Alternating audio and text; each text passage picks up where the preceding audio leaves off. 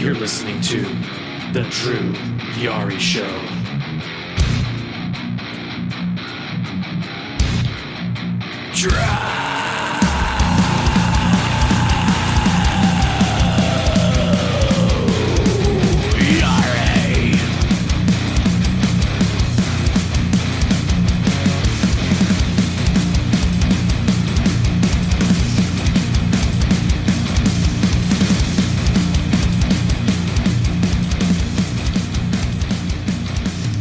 Hey, what's going on, guys? It is Wednesday. It's 8:09 p.m. Central Time. It is another episode of the Drew Yari Show. I am Drew, and with me, as always, Justin from Spinebuster Tees and SpinebusterTees.com. And Ruben Prime from the Ruben Prime podcast will be joining us momentarily. But what's going on with you, man? How is the Spinebuster Tees store going? Great, man. Great. It's really good. I'm gonna have a local faction come cut a promo in my store this weekend in their full makeup and gear. So yeah, that's gonna be pretty cool. They're called the End of the World Party. I know them. So, yeah. So. Yeah. So talked to Corvus and to Ash, and they came in, and we discussed some business stuff, and they're like, oh yeah, would you mind if we cut a promo on your show? I said, no, not at all. So just let me know. And they said probably most likely this Saturday come. I was like, yeah, for sure. So we'll make it work. So yeah, so that's going on, and man, just been out on the hunt looking for new figures. This new Paul Heyman Legends figure, Target exclusive, is a bitch to find. Because I think what's going on right now is that it was in so demand online with the pre-orders, and my dumbass didn't get to pre-order it. I don't know why I didn't get to pre-order it, but So I have every other figure. So I have the Samoan SWAT team or the Head Shrinkers plus Hulk Hogan. WCW Hulk Hogan. Ooh. Now I just need Paulie Dangerously. And I can't find him anywhere at any Target whatsoever. So this motherfucker is going to be hard to find. And right now he's online for $50. And I'm not paying $50 for a $20 figure. Because if I pay $50, that means I got to set at $60, which is stupid. I'm not going to do that. So.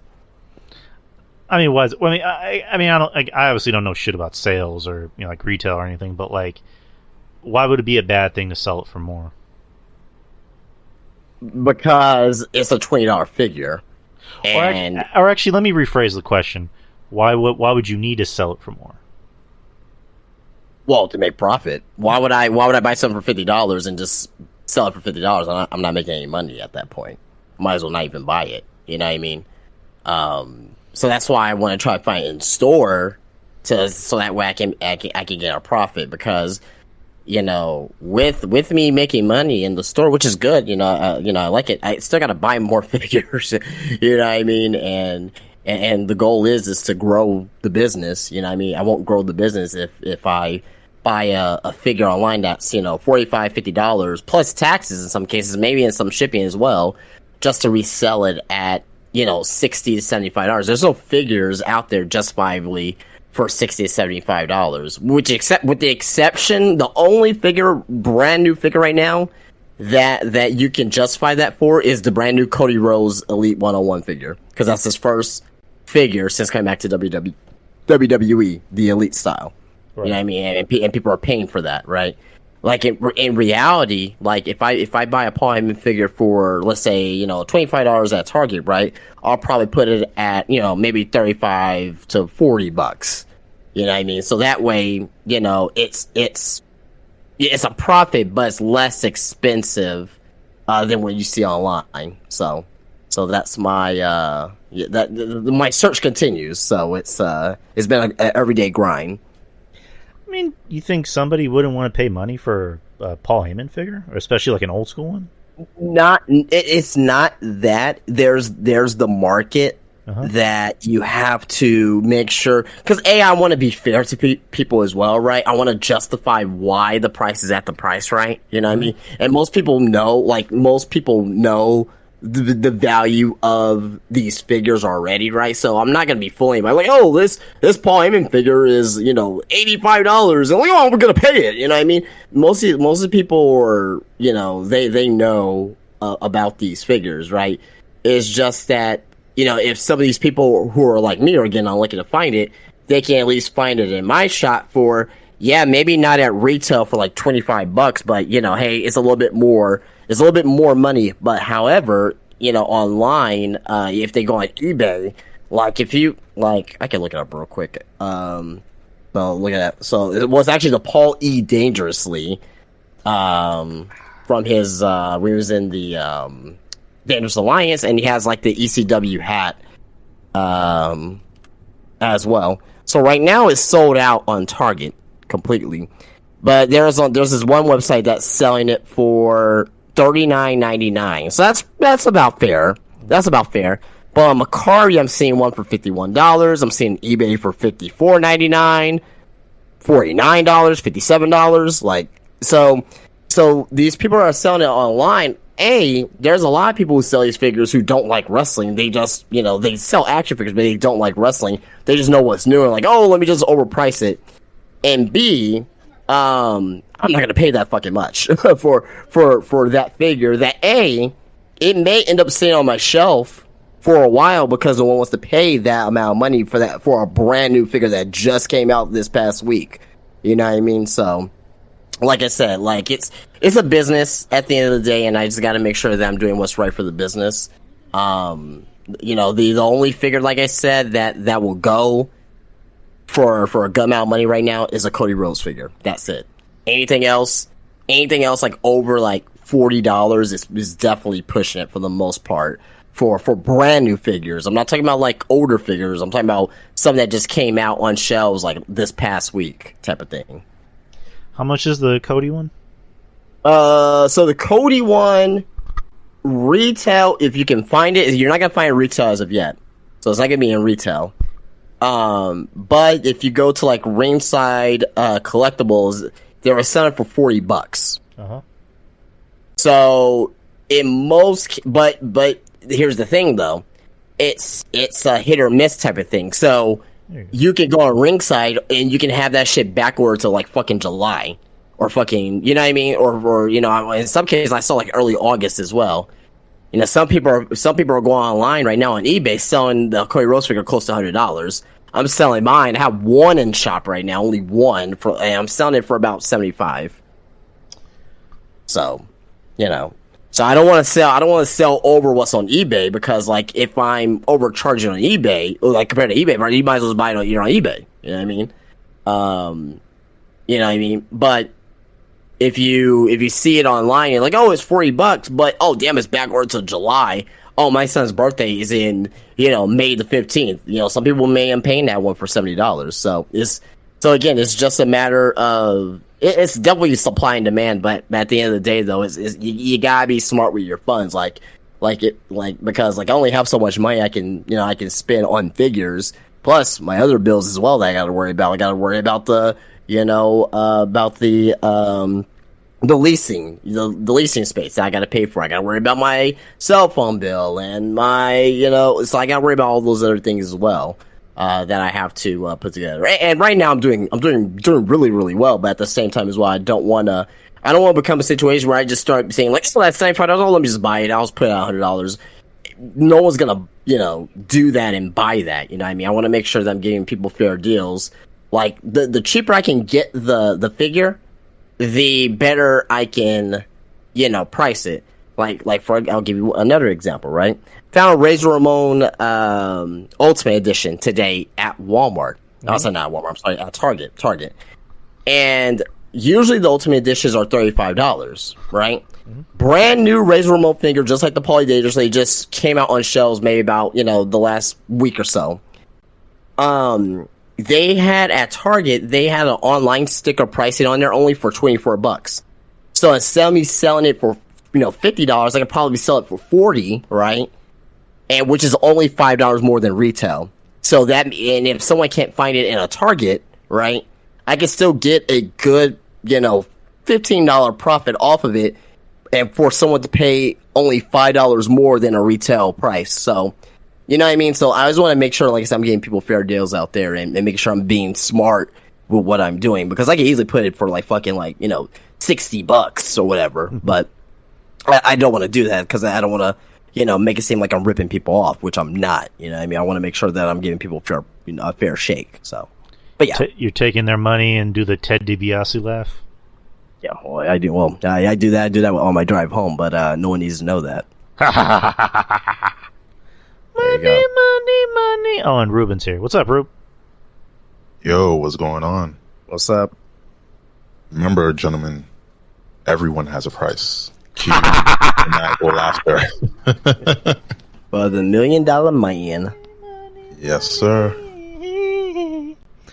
But I was going to ask Justin. So, like, I think you might have already answered the question, but what's the most expensive thing you sell in your shop? So, I'll tell you my most expensive action figure, my most expensive train card, and my most expensive pop. Uh-huh. So my most expensive action figure, I actually probably just got today. I got two of them in shop actually. I have a Macho Man Randy Savage, Defying Moments Elite, WrestleMania 7. That's probably going for about 125. Today, someone just brought in like a tote, and it was a Shockmaster San Diego Comic-Con exclusive from 2016. That's probably about 100 to 125 as well. Ooh. I'm seeing it online going for even more, but the box is kind of banged up, and I don't want to, sell a figure that's not in perfect condition for a perfect condition price.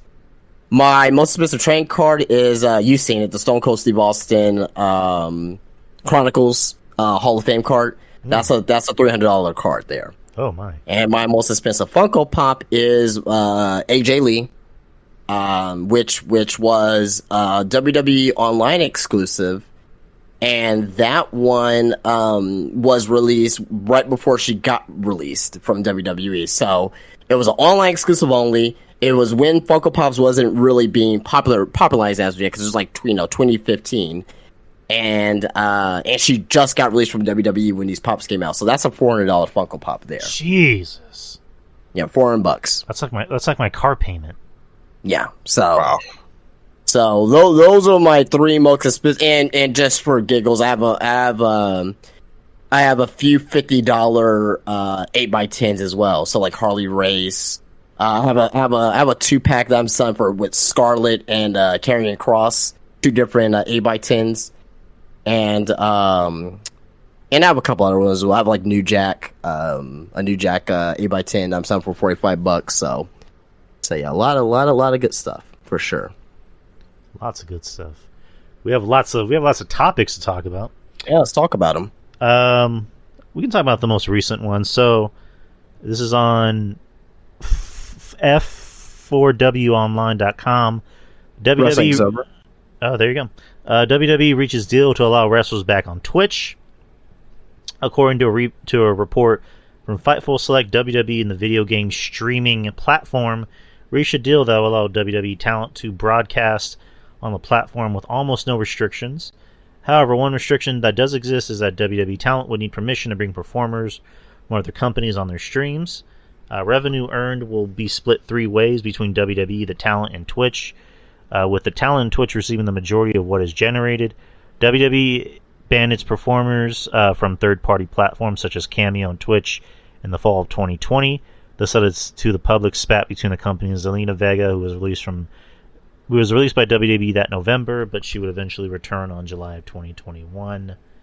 I mean, it's pretty big deal. I mean, we all know about the that controversy of when WWE banned, their wrestlers from, or their performers, employees from going on Twitch, which I thought that was stupid. I mean, this happened during the pandemic. Guys and girls needed something. They needed something to make a little cash on the side, especially if they weren't doing much. So I mean, I never really. Go ahead. No house shows, no autograph signings, so they had to get revenue another way, and Of course, WWE is like, nope, whatever money you're making, you got to give that over. You got to fork that over. Right. It's just like, what's the big deal? Just let them play video games. Let them broadcast it. Let them make a little money. Like Ruben said, no house shows. No extra revenue from like merchandise. Well, I mean, I'm pretty sure they were still getting like merchandise money, but not as much, especially with like the no house shows and no fans and the attendance that were able to go to, the merchandise table and get some good merch. So I'm glad this is back. I'm glad they reached a deal. It's a good thing. And I thought it was interesting how they mentioned that they need permission to bring in talent from other companies. But I don't know. We'll get into that later. But like Justin, what do you think about this? I mean, it's just another stream of revenue. I'm just glad that WWE sees the good what this can do for their wrestlers, right? It increases morale for sure, right? And also as well, it can promote your company in a weird way, because there's a lot of people on Twitch that may end up finding, whoever's streaming, like for example, Zelina Vega, right? They may end up finding Zelina Vega on Twitch because, they like the game that she's playing, or they like, her cosplays or whatnot. May not even watch wrestling, right? May not even know that she's a wrestler until, they start getting to know her, like, oh, she's a wrestler? She's in, okay, that's cool. WWE, okay, that's cool. Okay, maybe I'll start watching her on there and see what she does on there, you know what I mean? Because obviously a lot of people like her, and this may end up creating, more traction for the product, right? More viewership. So to me, it's a positive thing at the end of the day. You know what I mean? Now, the only negative thing that can come out of it is that for the, not necessarily disgruntled, but for the guys who are not making as much money in WWE, they probably could be making more money on Twitch. They can see that as to leave WWE or ask for their release because they're making more money on Twitch. So, I guess that's why WWE wants a cut, to prevent that, which is understandable, because you gotta protect your business at the end of the day, which is WWE. So I kind of understand that, and that's probably the reason why they went back with this, like, hey, let's get a cut of your thing. But, so yeah.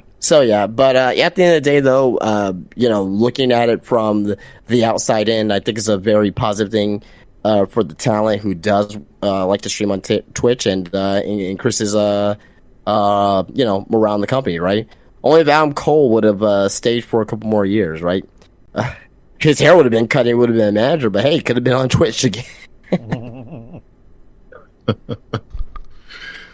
Oh man, my thoughts on it. Yeah, my thoughts on all this. It's about damn time, and I get, at the end of the day, WWE is a corporation, and they gotta get revenue. But to ban it, from the word jump was kind of asinine. It was really dumb, when they could have done this and went about it in a way where it didn't alienate people and leave people with a sour taste in their mouth.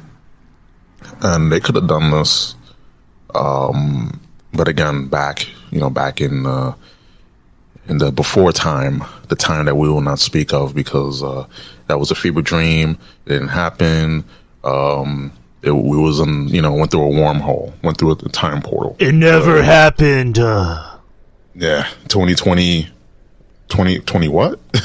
it didn't happen. Was it the Jericho match where he beat Triple H and then they decided to overturn it? The match never happened. Exactly. But yeah, I think it's a good thing overall. It's in my opinion and everyone else's opinion. Listen to this right now. It shouldn't been banned, and WWE is starting to get ahead with the times. They understand that they have, they got things like YouTube. They got, other social media platforms that they promote themselves. So they figured, hey, like what Justin said, just a bit ago, that, hey, why not? Let's put out just let our superstars, performers, stream on Twitch, and they could promote, the upcoming pay-per-view or upcoming, live event, so on and so forth, and it will bring in revenue. And who doesn't like more money? I think that if this was done a while ago, people wouldn't have had, the bitch, they wouldn't have been upset. But I'm glad that they did it. And I mean, I'm kind of glad that they ban it, because Adam Cole staying there, cutting his hair, and then being a mouthpiece for what's his name, for Keith Lee. God, you mean Wizard? You mean the Wizard Man? Yeah. I was gonna call him Bearcat Keith Lee, but yikes! I've seen a bit of him on AEW, and I'm like, Jesus. Like, I still go back to when he said, "Oh, poor Walter." They changed his name, and now look, like, and I love Keith Lee, but I think being over there was not a game changer. Being over there kind of hurt him.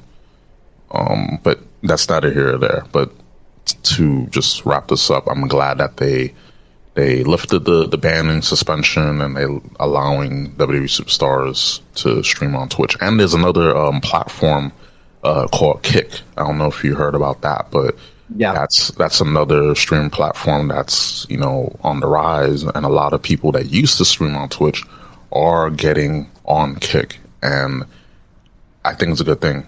More, competition, especially how Twitch is handling things. And that's a whole nother can of beans there. But, I think that healthy competition is always good.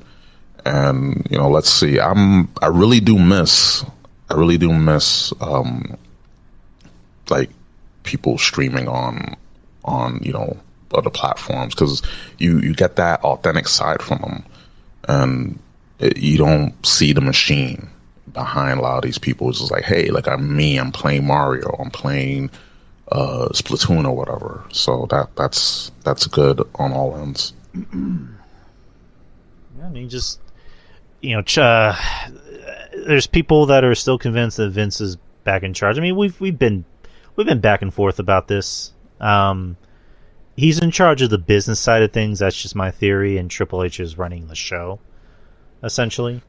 I mean, there's a report that came out where I think like Nick Khan sent a letter to everybody like all the talent, saying Triple H is still in charge of creative. So I don't want to get into a debate about that, but that man's lied on TV. He's lied to the talent. Like, I don't take that stock value at all. Like, don't believe these suits just because they're saying it, right? If they were to go on TV and say, oh yeah, we give money to the poor and we take from the rich, I don't believe that for a second. You know what I mean? So don't believe these suits at the for what they're saying. You know what I mean? You gotta take that as face value, in my opinion, at least. I look at the show and I just see I see a very Triple H run show in a sense. Oh yeah, for sure. I'm just saying show. that. Yeah. I'm just saying that from on the side of like, right. If Vince wants to get something changed, he will get that shit changed immediately. So yes, Triple H is running creative, but don't get comfortable of Triple H running creative, because that shit can change on a dime. And we saw that the night after WrestleMania. It was a completely different show. Yeah, I don't believe Triple H is like really in charge. The whole stint of him being, a few months, 8-9 months or so that he was in control of creative. That was just a PR move. So while Vince McMahon was, behind the scenes, getting the cell ready for, Endeavor, yeah, Triple H was playing house. At the end of the day, we can say that Vince is, running the business end, but how he got back into WWE was very hostile. And it's like if if I see you running it good, then I want to take it back. It's like a kid with a toy. You had a toy, you play with it for a while, you get bored, you move on to something else, and then you see someone else that went and took the toy that you discarded, and they're taking better care of it, they're having fun with it, they're having more imagination with it. And then the person that originally had that toy, they're saying like, oh, I don't want that. I don't want that person having fun and being more imaginative and more, just doing more with the toy that I had. Like, I want it back. And that's exactly what we're seeing now with Vince McMahon. He's in creative. Like, he's behind Gorilla. Triple H is behind Gorilla, but Triple H is right next to him. So, that there's. I honestly think that Vince ain't there, but because he hasn't been at Raw since Mania. He hasn't been there. However, he's only a short, Skype call away. So I'm pretty sure he's observing things from home for sure. Oh yeah, if he's not there, he's a phone call away. 100%. And the thing, like, you see, I saw people just tune out of Raw after an hour and a half, and the asinine booking that they're doing with Cody. I'm just like, yo, he got just beat the fuck up at the Raw after Mania by Brock Lesnar, and then he comes back the following week, no scratches, not a mark on him. He's smiling, and I'm like, you just got the hell kicked out of you like twice. Like, you got beaten up so bad, Cody, that I felt that ass whooping from all the way from the other side of the coast. Well, he was selling the ribs. He was still selling the ribs because you saw his hand like over his stomach. So like he was selling, getting his ass beat. I guess his whole demeanor is like, I don't necessarily hate it, but I don't know. I mean, it's not like with Rob Van Dam, where like, when he was in TNA and Abyss, like pretty much like cut out his insides, and Rob Van Dam just like, yo, dude, I'm like mad. I mean, that sounds like Matt Riddle, but you get what I mean. But with Cody, it's same like difference. I guess with Cody, his is more just like, I can either bitch about it or I can do something about it. You know what I mean? Because like, I get that. I mean, would you rather Cody come out and be like, Brock hurt me? Or like, he's just like, okay, my daddy didn't raise me to be a little whiner. I'm going to come out and get mine. So I'm going to challenge Brock. That's the biggest, baddest dude in the yard. So, prison mentality, as Dom would say. Of course. No, there's nothing wrong with that. Like, I'm all for, like, I've been one of the proponents of Cody going through some sort of adversity, because like we talked about, as soon as he came back, he got the number 30 spot at the Mania. Yeah, he had that match, little like mini match within the Rumble with Gunther, which was very good. I would like to see that match, if it's for the title, well, definitely for the title. But obviously, his road to WrestleMania was like tame. He didn't get jumped. He didn't get attacked from behind. He won all his matches leading up to Mania, and people were upset, like, oh, he should have won. Like, they made it seem like he was going to win. It's like, I mean, yeah, but he didn't go through much. He didn't get jumped. He didn't go through the ringer, and that's because he got injured. If he didn't get injured, 1,000%, he would have been. He would have had that. Like, things would have been changed around, and the plans that they originally had for him we would have seen it in place. But because of the whole pec tear, of course, he was off TV, and then they, Sami Zayn got over, and we had the story with Sami Zayn, and that was like the hottest thing. He was the hottest babyface. So things happen, but at the same time, this whole thing, like, leading up to it, and then afterwards, like, there was so much story leading up to Mania, but now nothing makes sense. Like, why Lesnar attacked Cody?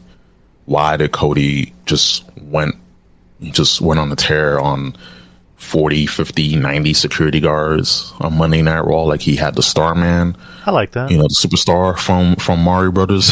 I was just like, yo.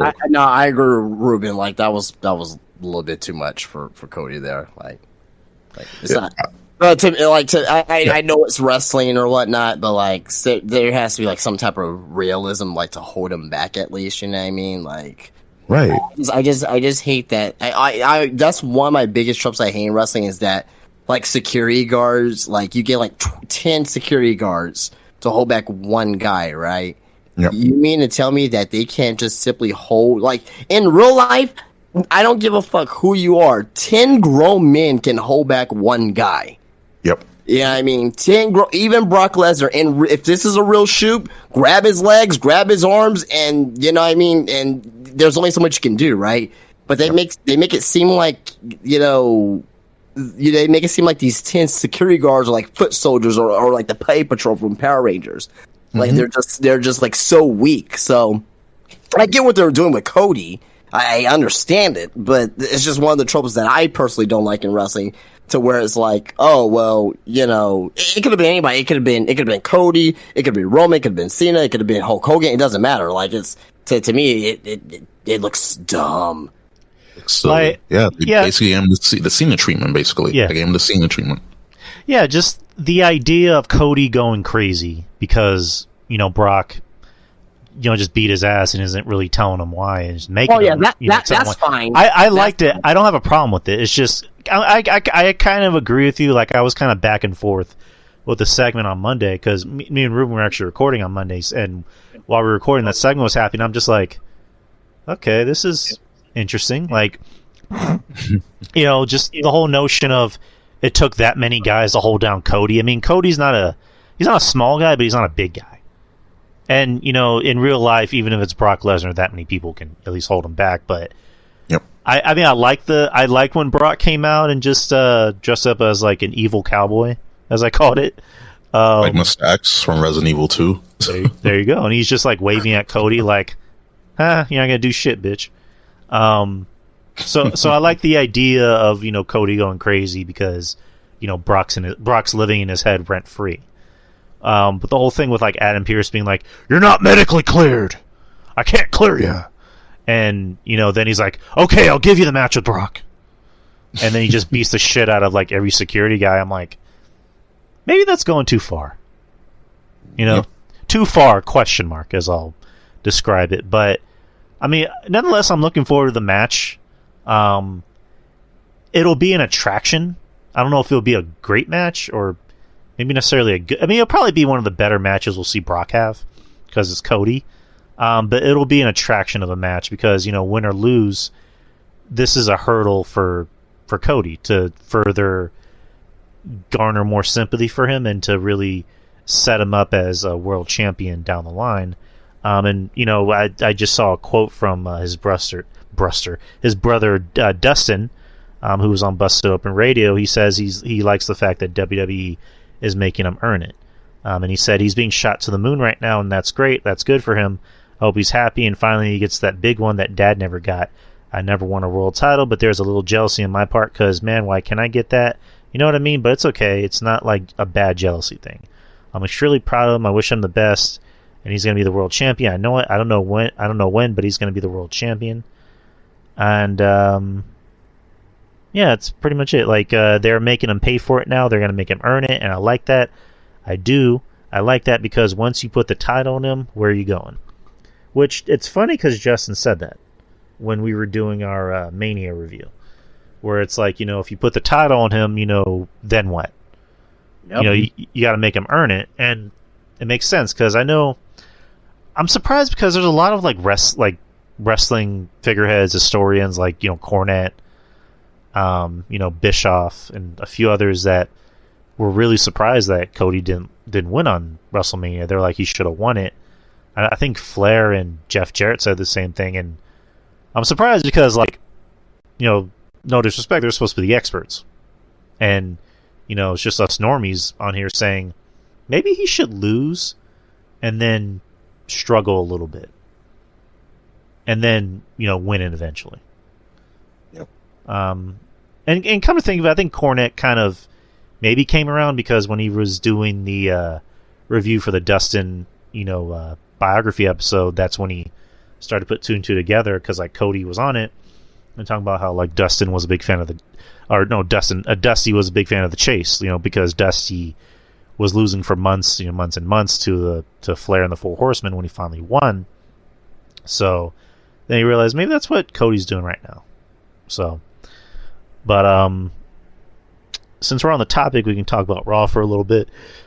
The show had a great opening because you had two of the biggest factions in the company, the Bloodline and Judgment Day, form an unholy alliance, so to speak.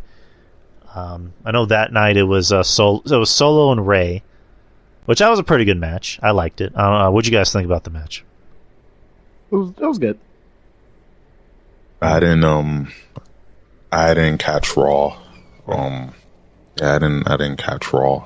Just the Cody and Brock segment that I saw, and Trish Stratus, just that segment. That's pretty much it.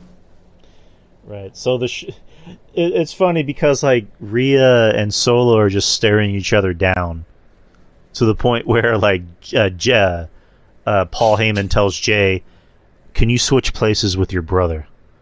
And then Solo moves to where Paul is, and then Rhea gets right in front of Finn so she can get next to Solo and just stare him down.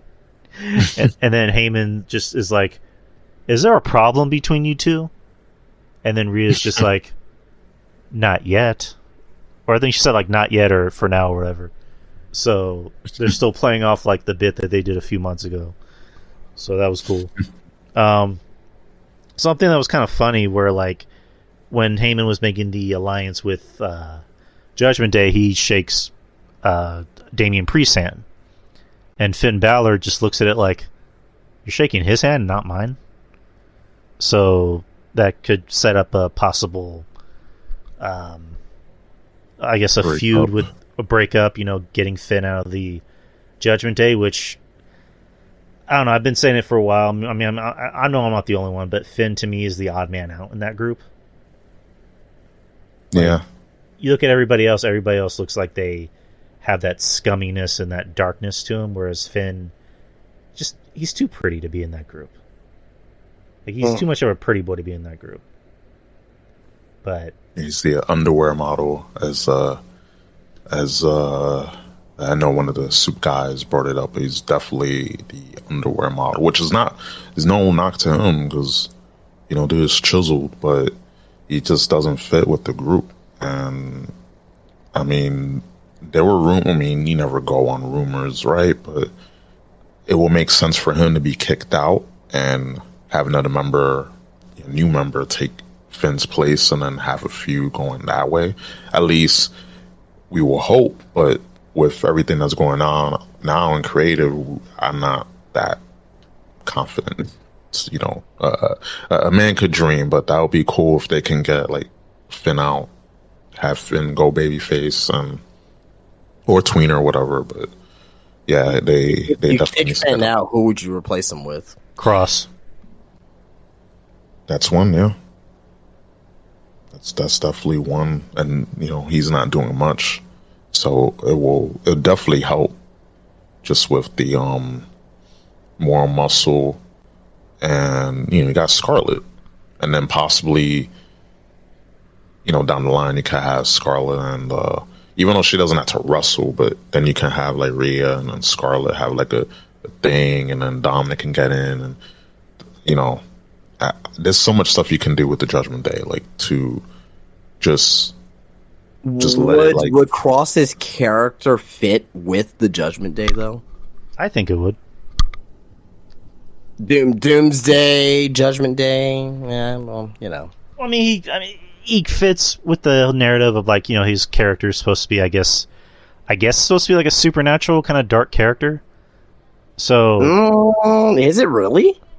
I mean, he comes out in the dark. He'll do these segments where he's in the dark I and don't know if it's Scarlett's. supernatural. I don't think he's ever done anything. Well, I'll put it to you, Scarlett's done something supernatural, but that was in NXT before they got released. So I don't know if this iteration is the same as what we saw the first time we go around. I think it could work. Right. I mean, no, I'm not saying that I wouldn't. I think it will absolutely. I think it would be great for Judgment Day. I'm just saying for argument's sake. Like I don't know if this is the same cross that we seen, 2 years ago, 3 years ago. But I may be wrong. Maybe being in the group can maybe revitalize them. Oh yeah, for sure. Yeah, 100%. Yeah. You know what I mean? Because like Ruben mentioned, you can do something with Rhea and Scarlett where it's like, there's only room for one female alpha in this group. And Scarlett, you better learn your place, or else I'll put you in your place. You know what I mean? Like, do something with that. Or maybe they can just, like, form an unholy alliance and just be these, like, two evil, hot, conniving, goth women. Yeah, because I don't really see I don't think a feud would. Not everyone has to feud in a group to, like, break up or whatnot. Like, again, I always go back to the Kurz Axel and Ryback, like. You know what I mean? Like when they broke up, they just Ryback's like, oh, I'm going on our singles career again. You know what I mean? It's like, oh well, hey, I understand it, and they just and they just end up just going their separate ways. Like I just wish in wrestling, like not every tag team or faction needs to like break up via like one turning its back on another. Like I just. Like, it's good in most circumstances, but, like, in some cases, like, oh, well, we saw that come for months, and, it's not creative, you know what I mean? So. Right, and also Scarlett's not really a wrestler at this moment. She's a valet. So she doesn't need to be a wrestler either. Right, I mean, she doesn't need to be. It can just be a thing where Rhea is trying to test her, and Scarlett, doesn't back down from her. Rhea just goes, I like you. Like, you're sick and evil like me. Like, do something like that, so... So that this whole Rhea and Scarlet talk is making me think of unholy things, my man. Hey, and come just on! I'm pondering. This is a family show. I apologize, Drew. This is a goddamn family show. God damn it. Let's see what else happened on Raw. Bianca Belair defeated Dakota Kai in a singles match. Okay match. I'll save the bigger things for last. Seth Rollins defeated The Miz. Bobby Lashley versus Austin Theory ended. That was a really, really good match, by the way. Which one? Seth Rollins and The Miz. Yeah, it was good. It was really good. It was really good. I liked it. I mean, Miz. You got Seth Rollins and The Miz. When Miz is a good, he's someone that you want to see get beat up. And like to me, it's like The Miz and Seth Rollins somehow, some way, they have great chemistry. You wouldn't think that they would have it, but they do. Yeah. Yeah, and all the crap that people will give The Miz, and I mean, I get it, but as someone that's rarely injured, if at all, he's reliable. And yeah, he's also a safe style. He doesn't do all the flips and stuff, but he's there. He's competent. He's a competent worker. Like, it's good to have those kind of people. It's good to have The Miz around.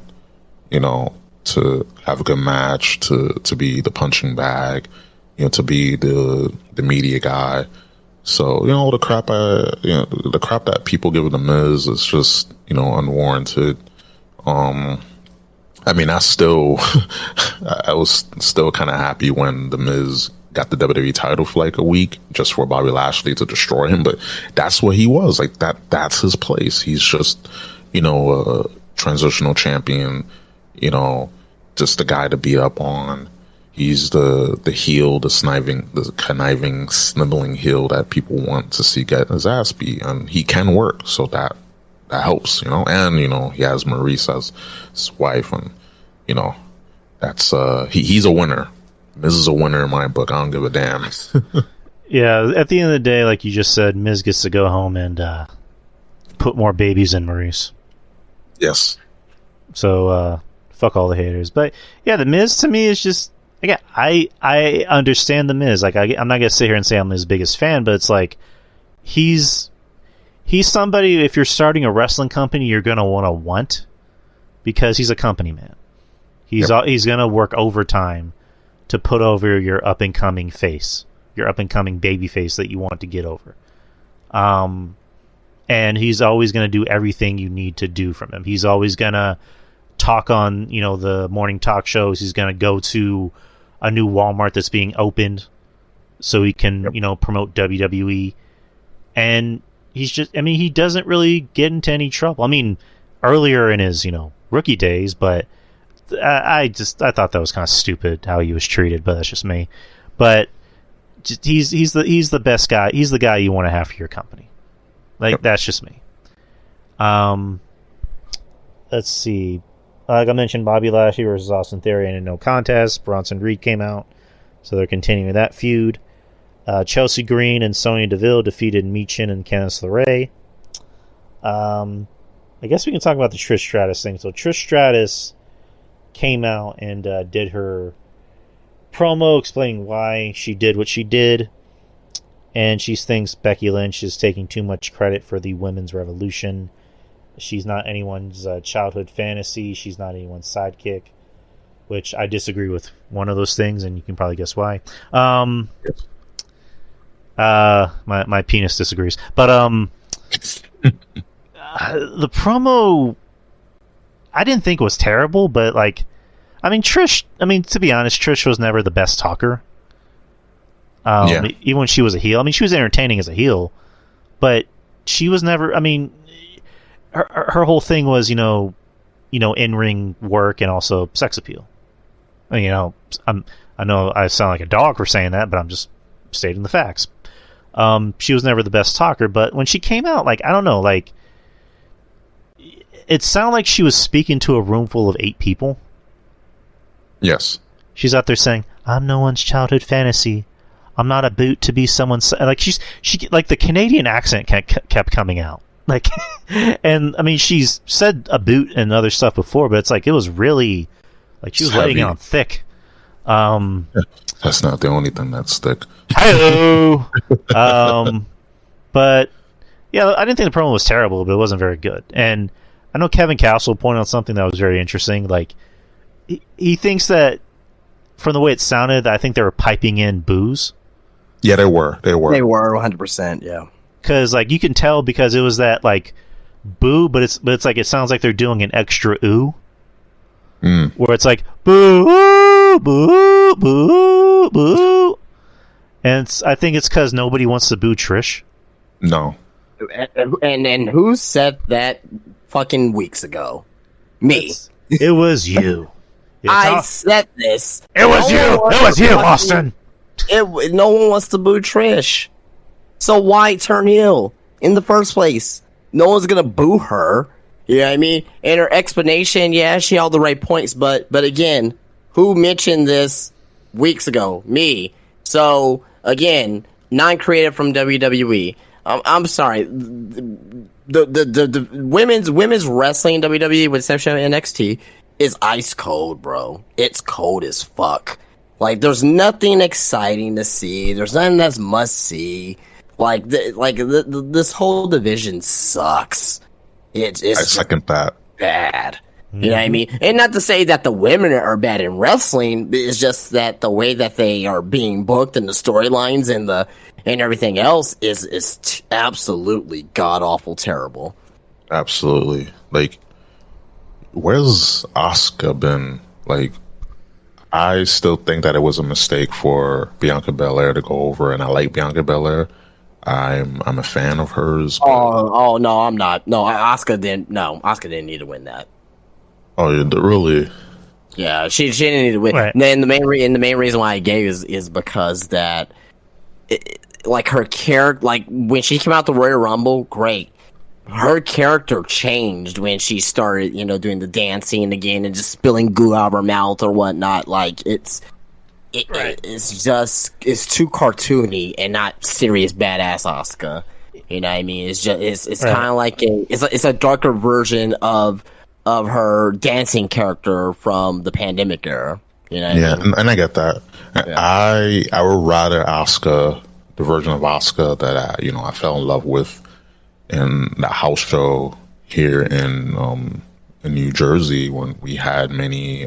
Right. I went to a bunch of house shows out in New Jersey, and like when she was out there, she was whooping ass, and even on NXT television, that's the Asuka I want, not this dancing cartoony. Like even I'm getting tired of that portrayal of the character, not of Asuka entirely, but because people cheer, she got a big reaction leading up to Mania, but just this version of her, it's just like she reverted back, and all that hype, all that build up at the Rumble, and then winning at the Chamber, and then just for her, just to revert back and then lose, it's kind of like a regression, and I get it, but if it was the Asuka from NXT, completely different version of her. I will prefer that Asuka over any other Asuka. Probably the Asuka from when she was in Japan. She was Kana out in Japan, but that's too much for WWE television. But at least NXT Asuka, black and gold Asuka, I would love to see. But we're not gonna get that because, we already know where creative is headed, and the women's division's like stale. And they have talent, but it's just not enough depth, not enough, focus and emphasis on creativity in the roster. And it's just like, what's the point? I just rather go to NXT. I go to NXT. Their women's division is pretty good, for all intents and purposes. That ladder match at Stand and Deliver, that was really good. That I was like, whoa, that was a really good match. I was like, holy crap. But yeah, the main roster, like it's hurting. It's hurting. The women's division's like really, really, really hurting, and it's just creative, Yeah, I mean, yeah, I agree with pretty much everything you guys said. The women's division, outside from a few bright spots, Rhea, and yeah, that's about it. Rhea, I think Rhea's the only like good thing in the women's division right now. Bianca, as good as she is, like she's very. I mean, we've all said it. Like she's very one note as of late. She doesn't need to be a heel because I don't think they're going to turn her heel because at this moment she's their John Cena, their new John Cena. But she needs an edge. Like I don't believe her when she's going out there pretending to be angry because it doesn't seem like she has an angry. But actually, I'll take that back. I think she's capable of being more angry and aggressive. I just think the company or whoever is telling her to be, smiley, happy Bianca. Yeah. And it's like, this girl fucking or not deadlifted, but she lifted Otis on her fucking back. Mm-hmm. And it's like, where's this Bianca? Like, this Bianca can stretch bitches. Well, I mean, she has lifted up Dewdrop. I mean, I don't think it's nothing physical with her that's changed. It's just her like her portrayal on TV as a character. You know what I mean? So like yeah, so like, with lifting up Otis, that's the same thing as lifting up Dewdrop, so I don't really see a difference there. I guess from a perspective, it's like, a woman lifted a man on her shoulders. You know what I mean? But I mean, yeah, I get what you mean. I guess from the way it sounds now, it's like, well, she lifted Dewdrop, and she's maybe bigger than Otis. I mean, I think Otis is a little bit more thicker, but that's just me. I mean, I don't want to speculate a woman's weight. You know what I mean? But yeah, no, I get you. But yeah, she just needs more aggressiveness. She needs something that makes her want to kill somebody. Something needs to happen to her to like make her realize I'm Bianca, effing Belair. I need to go out there and show these people who I am. Like I'm the women's champion for a reason. So, but and I love Bianca. I just need to see more out of her. And then the main event. I mean, not just WWE, but WWE and AEW just don't know how to book baby faces. So no, they don't. They don't. I mean, they can book baby faces. It just depends. Okay, name me one good babyface in either company right now. Cody. He's starting to become stale. I disagree, but well, that's another conversation. Main event, and speaking of stale, the Judgment Day, Damian Priest and Finn Balor and Dominic versus Kevin Owens, Sami Zayn, and Matt Riddle. And I say stale, and because Kevin Owens and Sami Zayn are starting to get a little stale. Especially Sami. Oh yeah, for sure. Yeah. That our fear, like that fear of like they won the titles. Now what is happening? Yeah, people want it. If people want Sami to take this out for Roman, okay. Yep. Like Jesus Christ, people. Like, just listen to us, man. Like just listen to us, because you gotta understand that. Again, this is WWE's problem. Mm-hmm. When someone gets popular, they overexpose the reason why they are popular. So like, Uzi. It was good for like the first couple of weeks or whatnot. Maybe the first month. Then it just kept doing like. And they just kept egging it on. And it's like, oh god. And now it's coming to a point where it's like, oh man, like what's making you popular is making you starting to sound like cringe. Like with Cody, it's like, so what do you guys want to talk about? Yep. Oh fuck. Like, you know what I mean? Like I liked it like the first couple of times, right? Even in AEW we did it the first time, and I guess but it's like now it's starting to like, ugh. You know what I mean? It's like, oh man, like you're starting to problem with that again, and now you're gonna make a shirt out of it most likely now, and it's like I get it, and it's WWE, and it's the tropes, and it's the catchphrases, and it's everything, but you gotta like use your popularity, what's making you popular sparingly, like the catchphrases or like the little tropes, because if you do it sparingly, the audience is not gonna get tired of it. The first people that's gonna get tired of it is going to be the hardcores, the people who watch this stuff and analyze every week like us, right? Then eventually that's going to catch up with the casuals. You know what I mean? And the last and the people that will still do it is like the really, really, really hardcore marks out there that don't know any better, and like the little kids. You can't blame the little kids though. You know what I mean? Like the little kids are little kids. They're going to like what they like, and so be it, right? But it's just that kind of going back to with like Bianca, right? Bianca right now is just one dimensional, super happy. You know what I mean? Coming out to the ring, even at times, like let's say she gets beat down the week before, she comes out next week smiling. It's like, ugh, like really, you know what I mean? Like with Sammy, right? Like Sammy, like they're still.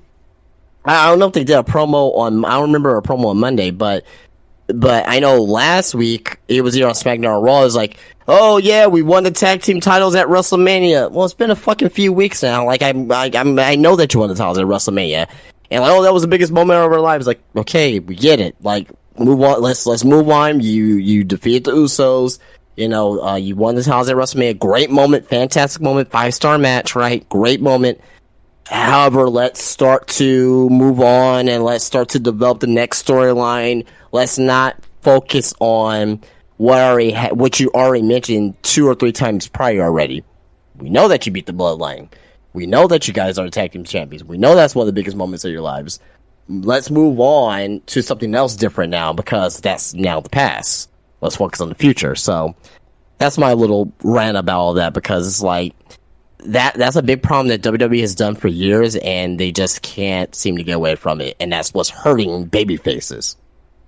Right, because like they did that to New Day. That's the first example in my head is like when New Day organically got over because they were funny. Well, I mean, they were funny, and it also helped that Xavier had the up down down channel. And people were starting to dig it, and people were starting to like him, and people were starting to like the segments. And it's just that WWE mentality of like, oh, you like the New Day? Let's have them go out there for an hour. Let's have them do 5 segments in the first hour of Raw. It's like, no, save what made them special. Like, less is more. You know what I mean? Like, to me, I think the perfect example, in my opinion, I don't know how you feel about it, of the best booked guy in WWE because less is more, is Gunther. Because they don't have him go out there every single week and wrestle and slap some guy. Like, they save him for the bigger, more high profile matches, you know, every once a month on a SmackDown, or and of course on a pay per view.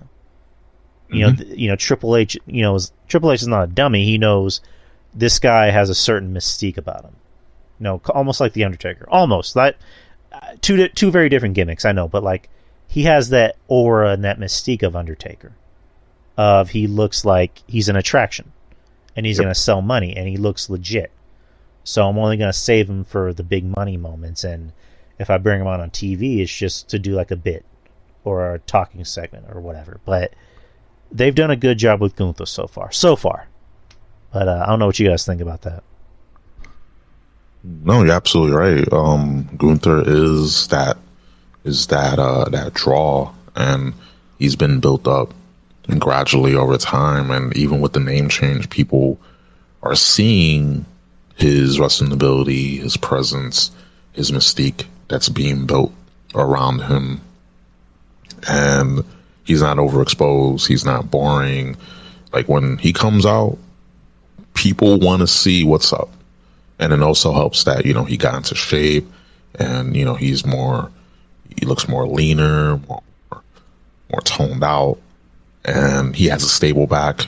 He's the Intercontinental Champion, and like all his matches so far has been really, really, really good. And that match at Mania with him and Sheamus and McIntyre, like one of the best matches on the card for, you know, out of both nights. Just hands down, like one, like say top 5 matches. That might be like number 1, number 2, just because of, you know, how good it was. And he's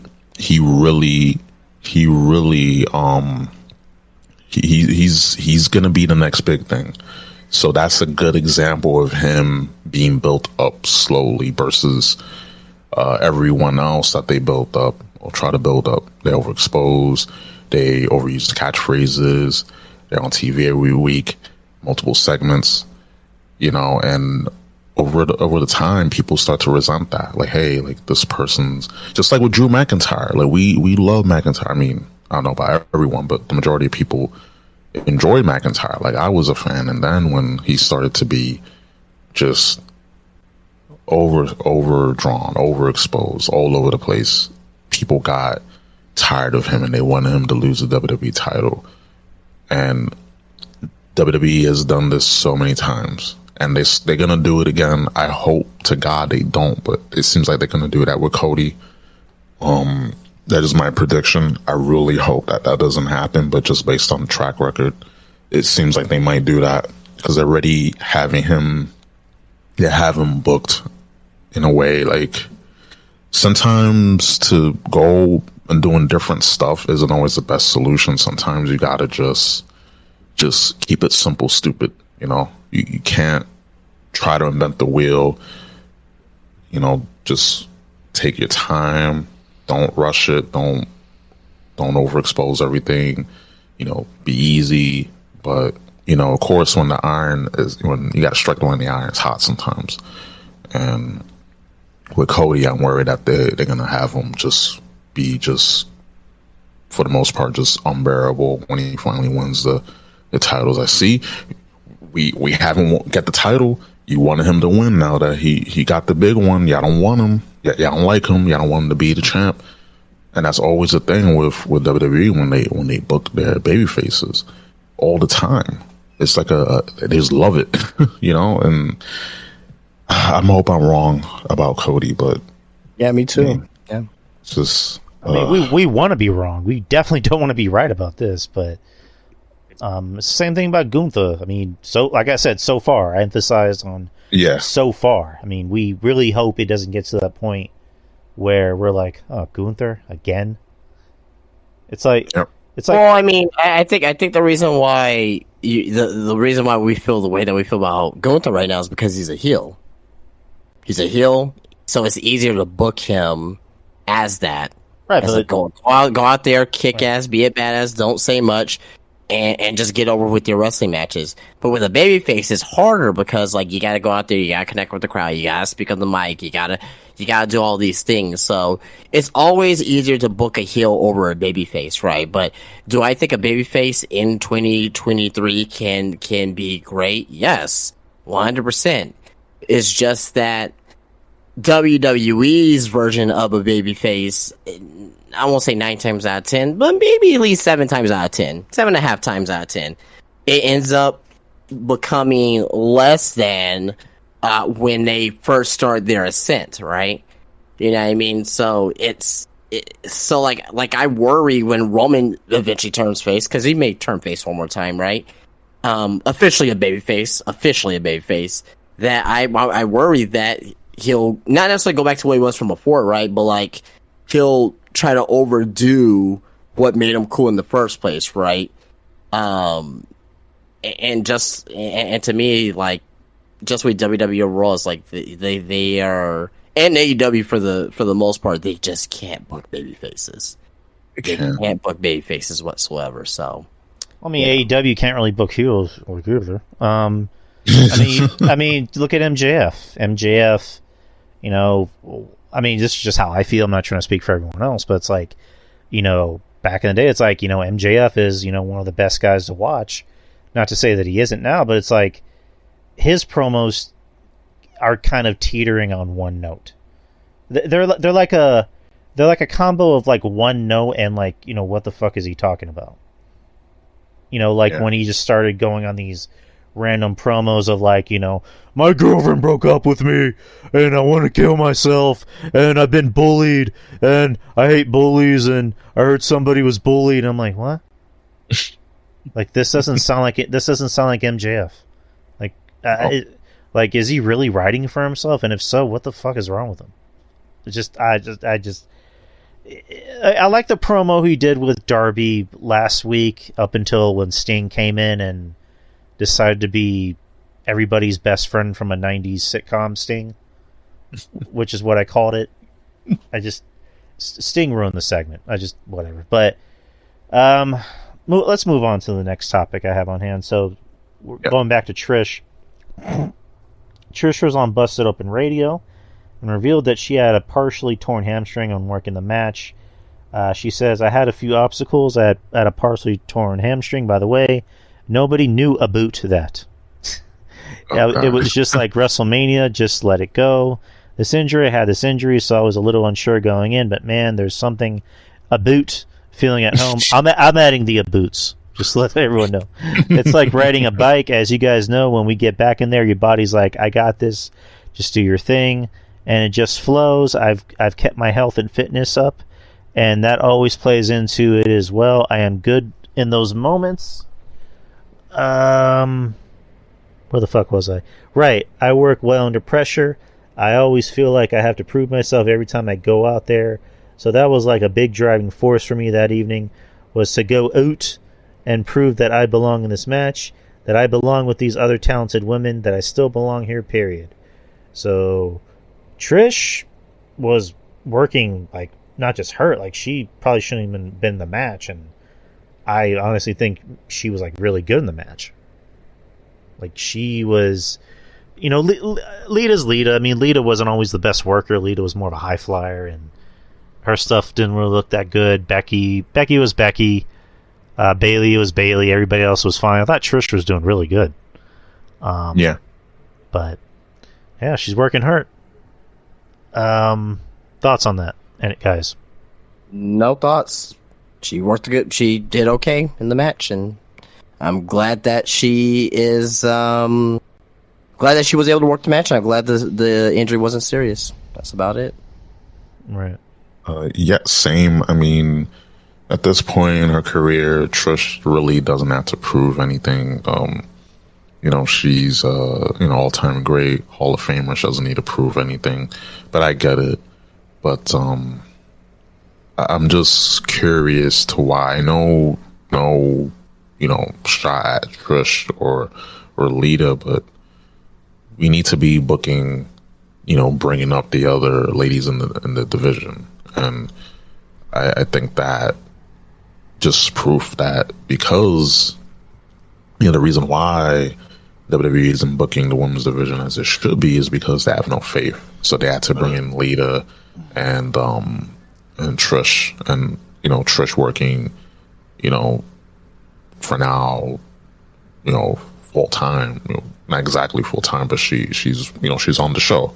She's on the show periodically, and it's like, you got other women on here. Like, what are you doing? Like, the spot could be going towards someone else to build them up, but of course, no faith, and it just shows. But I'm glad that Trish is okay, and she was the bright spot of the match, because that tag team match was kind of botchy. But Trish saved it. It was fun for what it was. I didn't like it, but yeah. No, it was fine for what it was. Nothing special. It was an attraction. It did its job. But speaking of Hall of Famers that have something to prove, Goldberg wants a proper retirement match. He was on 93.7 The Ticket about how WWE violated an agreement that was in place for his retirement match. According to Goldberg, he and Vince McMahon had agreed upon a proper retirement match for his career that was scheduled to happen after his wrong person. After his bout with Roman Reigns at WWE Elimination Chamber 2022. However, WWE didn't follow up on the said match, leaving Goldberg disappointed. You can check out some highlights from the podcast below.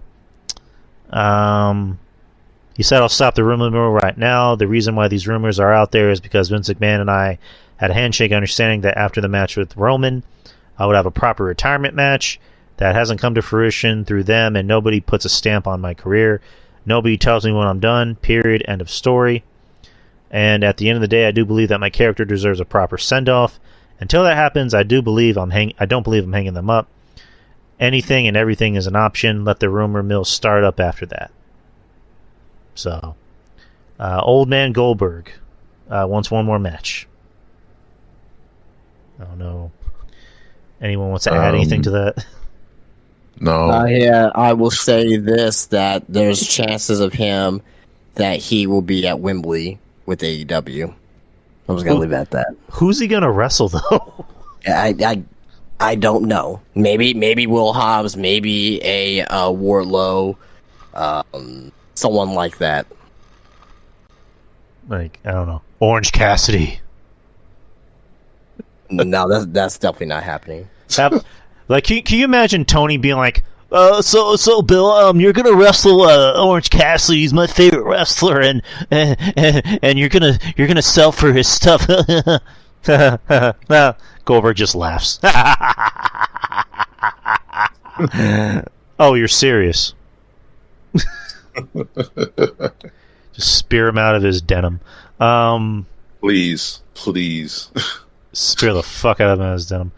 But I mean, there's a possibility. I mean, if they're gonna at least sell like 40 or 50,000 seats, they need some names. I mean, Punk. I don't think Punk is gonna be enough. They need names. They need like a Goldberg, maybe a Drew McIntyre, which that won't happen, or somebody big that's gonna bring, put butts in seats, as Tony Schiavone once said. Honestly, I don't even think Goldberg is gonna do that much. I mean, maybe because like, oh, that's different, you know what I mean? Because Goldberg in AEW, right? But like, you gotta think about the AEW fans, especially in the UK, are like really, really smart fans. I don't know if they want to see Goldberg in AEW. You know what I mean? So it will have an effect in ticket sales for sure, but like, I don't think it's gonna have an effect with like, the show being talked about in buy rate and all that stuff. I don't know if that's gonna have that type of effect, but yeah, I mean, if Goldberg, decides to, to have one match in AEW, I can only see like a bigger guy, or like a guy that maybe believe it or not, like a QT Marshall, you know what I mean? Somebody like that the fans hate. that Goldberg can spear and jackhammer and get out of there in like 3 minutes. I mean, yeah, if Goldberg is gonna go to AEW and wrestle one more match or do like an appearance, it will have to be like a QT Marshall.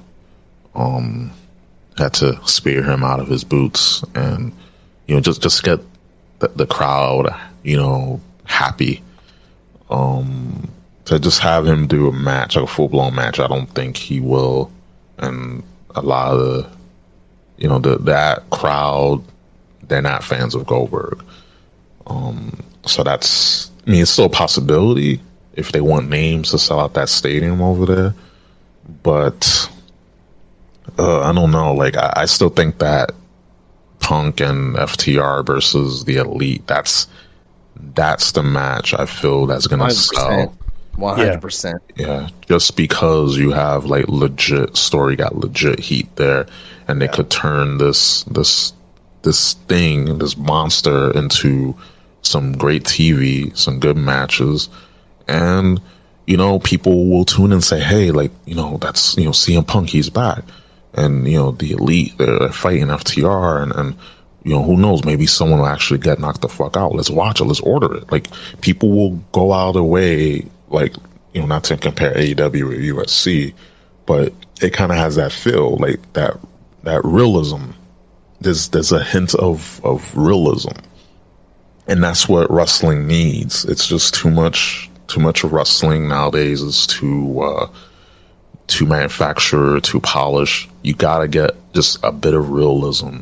I think that the more of it that you have, the better people will digest it, versus just, oh, let's just have another match with a bunch of Canadian destroyers and topes and people waiting outside by ringside for the other guy to do a flip on them. And it's like, you gotta have a bit of realism. You can have the spots, but you gotta have that hint of people want to see this person get knocked out.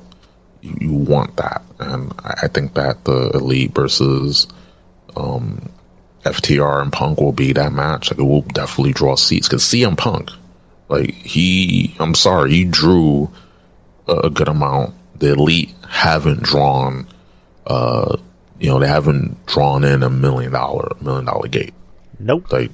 Like Punk did. And I'm not a fan of what Punk did at Brawl Out, but it's again, it is what it is. Like, there's no one innocent party. Everyone has a share of blame to go around. So my whole thing is, if Punk is willing to cooperate, if the Elite can just get out of there, wet, just pantyhoses, and just work like men. And at work in life, you gotta work with people you may not want to or get along with. It's just what it is. It is what it is, right? So he's got to toughen up and, deal with it, make money, because that's the goal of a company. They're EVPs, and as EVPs, you will think that they want the company to make money, but I don't know. I guess they're just in it, because just for the status, and hey, we're EVPs and we kick out all our friends' jobs, and have this like a hangout. Like, no, it's a business. At the end of the day, it's a business. It's all about making money. You want more eyeballs, you want more money being made, do the fucking match. Right. I mean, it's just, it almost seems like they're afraid to make money. Oh yeah, of course. They have a perfectly good idea here, and it's like Tony needs to put on his big boy pants, and it's just like, he needs to beg for Punk to come back. Like, he needs to offer out his wallet to be like, I'll give you whatever number you want, just name it.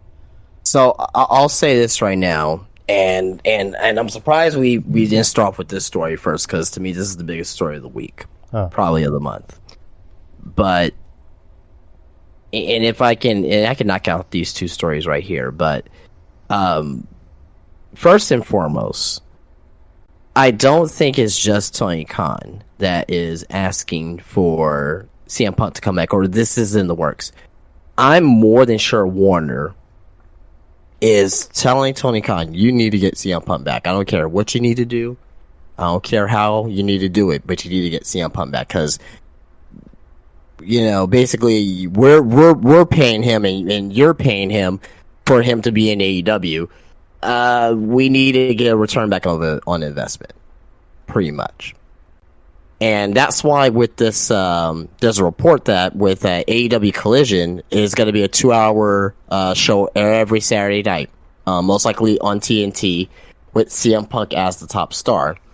And the current thing is right now is that there could be, and this is the latest news that I heard this morning, that there could be a hard brand split with the folks that want to work with CM Punk will be on one show.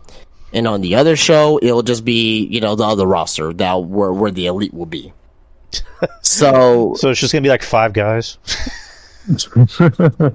Well, 5 guys where? Well, you said one show is gonna have the elite people, or I guess people who are friends with the elite, and then just like the other show is just gonna be everyone that likes CM Punk. No. So it's gonna be.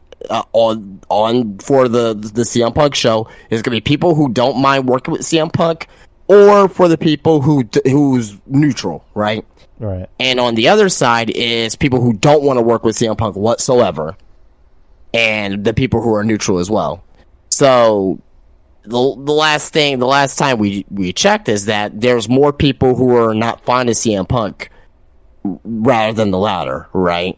And there's been some stories as well that the locker room is starting to turn around on CM Punk. We don't know the exact story, but this is all coming from Wrestling Observer, right? And there's also been reports that the rumor brand split that's coming to AEW, like I said, it will be harder than originally expected. CM Punk is set to be the star of the show. And also with that he is scheduled a meeting soon with Chris Jericho, Tony Khan, FTR, and perhaps one non-wrestler personality, whoever that is. I don't know who that can be. Maybe Don Callis. Maybe he's trying to bridge the gap together with the Elite and CM Punk. I don't know. But to me, this is the way I look at it, right? Okay. If they want to do a hard brand split, let's talk about the positives about this first. This will get more talent on TV, right? Some of the talent that we complain about every week. Hey, this talent is rarely on television. This will give that talent to be on TV every week on either show. That's a good thing. Good thing, right? The other good thing is that you can possibly split up some of these titles, right? You can have. Now, this is the one thing I don't like. If it's a hard brand split, that means 2 world champions. I don't know if I like that. You know what I mean? But you can split up the TNT title and the international championship, right? You know what I mean? You can split up the women's AEW women's title and the TBS title. You can split those up and just have 2 world women's champions in a way on both brands, right? So that could be a positive thing because that'll give a little bit more focus on those particular titles on each show, right? Now, let's talk about the negatives, right? And no one's talking about this, and I don't know why. Okay, so let's say we end up doing the hard brand split. Okay, great. When it comes to pay-per-views, like, what are you gonna do? You're just gonna have them separate all fucking day? Since they don't want to work together, since they don't want to be in each other's backstage, what does that mean for pay-per-views? Does that mean we're gonna have brand split pay-per-views now? You know what I mean? Or what does it mean for like an all-out situation, right? You gotta have both rosters together for your WrestleMania per se. Well, I mean, to be fair, they only do 4 pay-per-views out of the whole year, so it's just like you only have to see each other 4 days out of the whole year. But these I get it, and I agree with you. But these guys they're children. Yeah, they're children. They're children, right? CM Punk's a child. The Elite, they're children as well on how they are responding to this. Because in the real world, this would not have happened. Right. Like if you work at your job and you don't like somebody, it's like, oh well, tough shit, deal with it. You know, either you deal with it or you don't work here anymore. You know what I mean? In WWE, have you ever heard anything remotely close to this? No. Hell no. Not even iota close. If this were to happen in WWE, it's like either y'all get over it or y'all get out. Well, because they actually have adults running that place and not a fucking. Well, horn. yeah, and that's the point that I'm going to get to. Tony Khan, you know, and I'm fair to Tony Khan, right? I'm fair to Tony Khan, probably the most on this show. But right. he does not have a backbone. That's just what it is. Doesn't have a backbone. He needs to put his foot down and say, "Hey, I'm the fucking boss." Either you know, and it's also obviously this is part of your contract that you signed with us. Either you come to work, hey, you know, Punk, hey, if you're still rehabbing, great. I need to get weekly updates on your rehab and where you're at. I need a full doctor's note. I need a full medical examination for it. If they say that you're ready to come back, I need you back the following week. Period. Or not even I need you back the following week. I'll call you back once I have creative for you. Once I have creative for you, which is not gonna be that far away, need you back every week. Hey, I can put you in separate locker rooms. Hey, I can accommodate. I can put you in separate locker rooms, but we're not gonna be playing this, you know, hey, you have your own show, you know, they have their own show, we're not playing this shit. Like, it's either you don't, you know, either you suit up or I'm sending you home without pay. Boom. Like that's just the way. He just needs to clamp down on that. And the fact that he doesn't do that because I don't know if he wants to hurt people's feelings and get on people's bad side. Like, no, damn that. You got a fucking business to run. At the end of the day, Well, I mean, you can't put feelings into your business. You can't. Well, Tony Khan's also a very emotional person, and that segues into the next topic. Tony Khan allegedly has a lot of anger towards WWE. Former WCW wrestler Conan has revealed that AEW president Tony Khan's anger towards WWE is extreme, especially after FTR dropped the AAA tag team titles to Dragon Lee, who subsequently relinquished the title to sign with WWE. Conan made this revelation on the latest edition of the Keeping It 100 podcast. According to Conan, he can 100% confirm that Khan's anger towards WWE is real and that he is really pissed off when Dragon Lee beat FTR. Conan also discussed his personal relationship with Khan and how he continues to keep things peaceful, given that a number of AA talents are involved with AEW. I can confirm to you that 100% Tony's anger with WWE is real, and he was really pissed off when Dragon Lee beat FTR. He added he had a very civil conversation with Khan about working with WWE for Rey Mysterio's Hall of Fame induction. Khan reportedly understands Conan's relationship with WWE and supports him. He has Pentagon and Phoenix and Taya Valkyrie, and he's got people under contract that we use. That literally started in AAA. I get along with Tony, but I did tell him that I'm going to induct Ray, and he said, yeah, very good, very logical, because he knows we're boys. During the podcast, Tony also compared the heel, and he just continues to talk about Dominic. Yeah, it's just, Tony is just very much like, and I've said this before, he very much has that, you know, where he thinks his company is the only one that should exist, and he just doesn't really, yeah, Maurice is saying he's insecure. I don't think Tony understands how the wrestling business works. Because and I've said this before, I think Tony Khan, in reality, I think he's a very nice person. But I also think that's his detriment, is that he's too nice of a person, and also maybe insecure and also very oblivious to not know how the wrestling business works. It's very much shark-infested waters. Not everyone is going to be your best friend, and it doesn't help that he's constantly taking shots at the competition. And I think what also goes against him in that is the fact that WWE doesn't see him as a threat. But he's not really making his case work for him, where he's constantly doing things against the company. Like, for example, when Billy Gunn was supposed to come out on the Raw Anniversary show to do DX, and then he decides to cancel last second because, fuck WWE. I mean, you can probably guess that pissed off Triple H, because that's his boy. And then, supposedly, this is just a rumor, is, Christian was supposed to appear at WrestleMania to do like a Brood thing with Edge, but then Tony Khan canceled at the last second.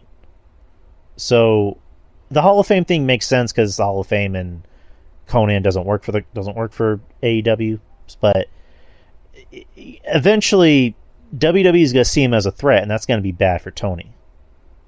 So, like Justin just said, just to reiterate, Tony is a nice guy, but he doesn't have a backbone because he doesn't know how to put his foot down and tell these grown-ass men, suck it up or go work somewhere else.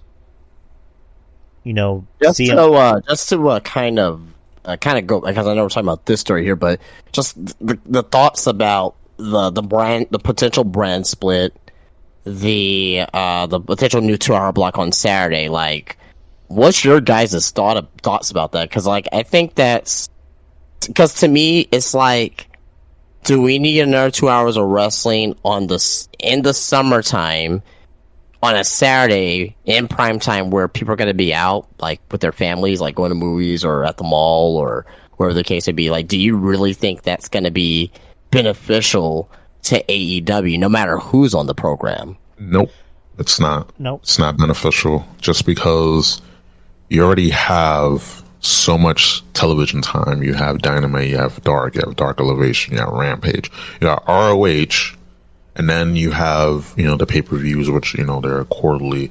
But then you're gonna add a Saturday show on top of that. Like, all you have to do is just turn Rampage into a live 2-hour show. You don't need a Saturday show. Use what you have.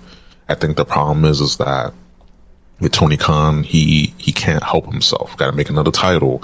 Got to make another show.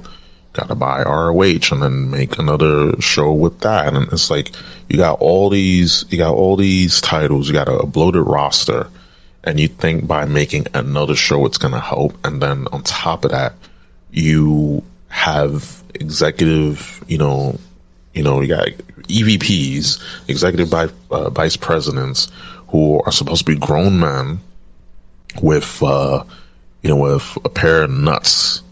And instead of them being men and understand that this is a business, number one, first and foremost, you have to, go by your contract, abide by your contract, and do your job. You cannot, you cannot pick and choose who you want to work with. That's just not how things work in life. You are going to have to work with people that you don't exactly get along with. And the thing is with Tony Khan, you guys are right. He's nice, but he's nice to a fault. No backbone whatsoever. He does not know how to, just put his foot down, because he's like I said, you guys said it, I said it, MJF said it in that promo, which was fucking godlike. He's a fucking mark.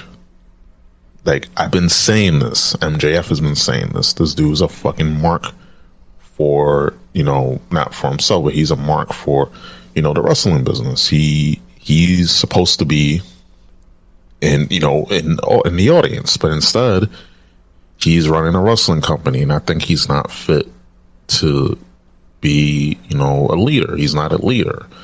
Look what happened at, at the media scrum. Look what happened. He sat there while Punk basically, hijacked the media scrum and called out his former world champion and the EVPs of the company. That ain't a leader. He's a boy. You're right, Maurice. He's a boy. He's a beta. Yeah. Essentially, like the whole time Punk was just, anytime Tony got a word out, Punk was just like, "Shut up, beta." So to ask this question about Tony Khan,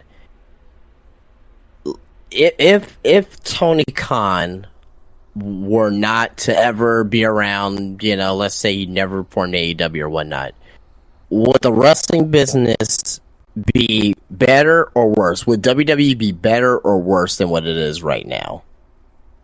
In what sense? Like, do you mean as far in as general? Just in general, well,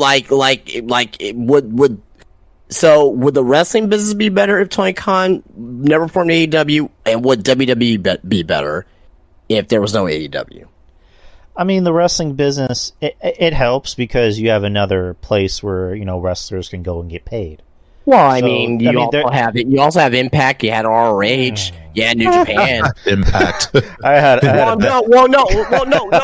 No. You're saying, hold on. You're laughing at that. You're laughing at that. But they still get paid there, do they not? Oh, they do. No, they absolutely do. Okay. So let's just speculate if Tony Khan was not available or he wasn't, born, whatever the case may be. Would the wrestling business be better, and would WWE be better if there was no AEW? No, it would have been worse. Like, I can say that 100,000% that if AEW did not become a thing, WWE will be in worse shape.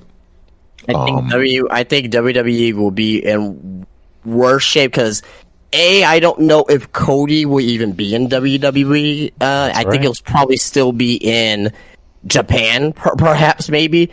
You know what I mean? And Ring of Honor would not have the financial issues that they would. Ring of Honor will still be OG Ring of Honor. Mm-hmm.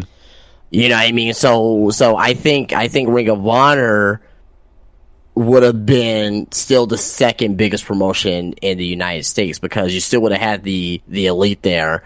I think Hangman would have been Hangman probably made verge over to WWE, right? But yeah, I think with them and the crowds that they were getting with the Bullet Club at that time, I think Ring of Honor will still be doing okay for the most part. Right. I mean, just going back to Cody, Cody left so he can go and bet on himself, and it worked. He went to Japan for a hot minute. He went to Impact for a month, and he started AEW. Oh, he was there for a while. Yeah. He was there for a little bit, but to me, it seemed like he wasn't there that long. But anyway, that's neither here nor there. But are you talking about Impact or Ring of Honor? I was talking about Impact. Oh yeah. I'm sorry, I was thinking about Ring of Honor. Yeah, no, you're right. But Impact, Ring of Honor. I think he was in Japan for a little bit. Yeah, he was in Japan for a little bit, and then definitely was in Japan. He was in Bullet Club. Of course, started AEW, and that experience helped because I think for Cody the idea was to always and eventually go back to WWE, but he felt like he needed that experience and also to earn that. I guess that thought of am I good enough to go back? Because the whole topic of Cody is he needs to earn it. And, his whole thing was, I need to earn it. So, but I don't think Cody will be in the position that he is right now without AEW. Because no, that's where I was getting. AEW, okay. I can talk all the shit I want about AEW. I don't hate it. There's things I like about it, and there's people I like about it. I think AEW has been good for the wrestling business for the past 3.5 years, 4 years, and because it's helped everybody. It's helped the fans, in more of the way, and I guess more good ways than bad ways, and weird bad ways. But it's helped WWE in some aspects, and again, it's a place where the boys can go get paid. It's another option for the boys to get paid and to get more exposure. I chuckle at Impact. I don't like to kick Impact with sound because it's Impact, but people still do watch Impact. But AEW I think is, it's a grander scale because it's on a nationally televised network. Not a lot of people have Impact, so, but that was an interesting question that you posed. About AEW hasn't been good or bad. I think for the most part it's been good. For more financial and television aspect reasons and some wrestling reasons. But let me post something, you guys. So, Justin, you brought up the potential brand split for AEW with the Collision show, and that possibly it's going to be a CM Punk, not a CM Punk themed show, but it's going to be more like Pretty CM much. Punk's going to be CM Punk's going to be the star, and there's going to be CM The, Punk. the theme song for Collision is going to be Cult of Personality. That's what the rumor I heard. That'd be interesting. But like, so I have a list of the AEW roster. I don't know if you guys want to try this, but let's do like our own draft of guys that we think would fit on either Collision, Dynamite, Ring of Honor, or just cut them. You guys up to that? Yeah, we could do that real quick. Yeah. Oh yes. Oh yeah. So I have the list right here. Let's begin. AR Fox. Where has he gone? You said or cut? Or cut. If you have nothing for him, cut him. I like him as a talent, but I just don't see him fitting because he's an older guy. So I'll cut him. Yeah, cut him. I like him though, but I just don't see him fitting on either show. I cut him. All right. Aaron Solo. I will put him on Dynamite. Probably ROH. Put him on ROH. Yeah, yeah, that's not an option. Guess I put him on. Wait, so it's Rampage, Dynamite, or the Collision show, right? Just Dynamite and Collision. Dynamite, Collision, Ring of Honor, or cut. Oh, you didn't say Ring of Honor. I did say Okay, Ring of Honor. so I put him on Ring of Honor then. Oh, okay. Well, yeah, me too. I'll put me Ring of Honor. Yeah, I didn't know Ring of Honor was a choice. Well, I mean, I guess it's. I don't want to say Rampage because I don't wish that kind of death on anybody. But cut. Who cares? Bye. Cut. Action on Andretti. Ring of Honor. ROH. Ring of Honor. Adam Cole, baby. Dynamite. Put him on. I will put him on. Dynamite. I'm going to put him on a protein plan first so he can grow some muscle, and then I'm going to put him on Dynamite. Whey or casein? I'm sorry? Whey or casein? Whatever helps. Whey. Alex Reynolds. Put him on Collision.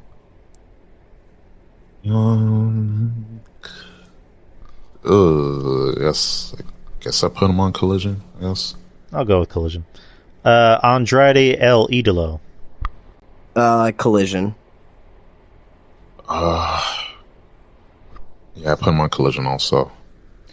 I don't even think he wants to be there anymore. I don't think he wants to be there, but I mean, we have 3 choices or 4 choices, so I'm not gonna cut him from my roster. You know what I mean? I'd say cut him because he wants to leave. So so you don't think that if you were the owner, you don't think that you could have used him on either show? Or I say if someone doesn't want to be there, then they don't have to be there. he does. Yeah, I mean, so if you were ranking things, you don't think your locker room would have been? You think your locker room would be the same? I mean, is anything really different even when he's on? So I don't know if he doesn't want to. I mean, if you're the one booking it, yeah, it could be different. I mean, personally, I would keep him because I like him. Right.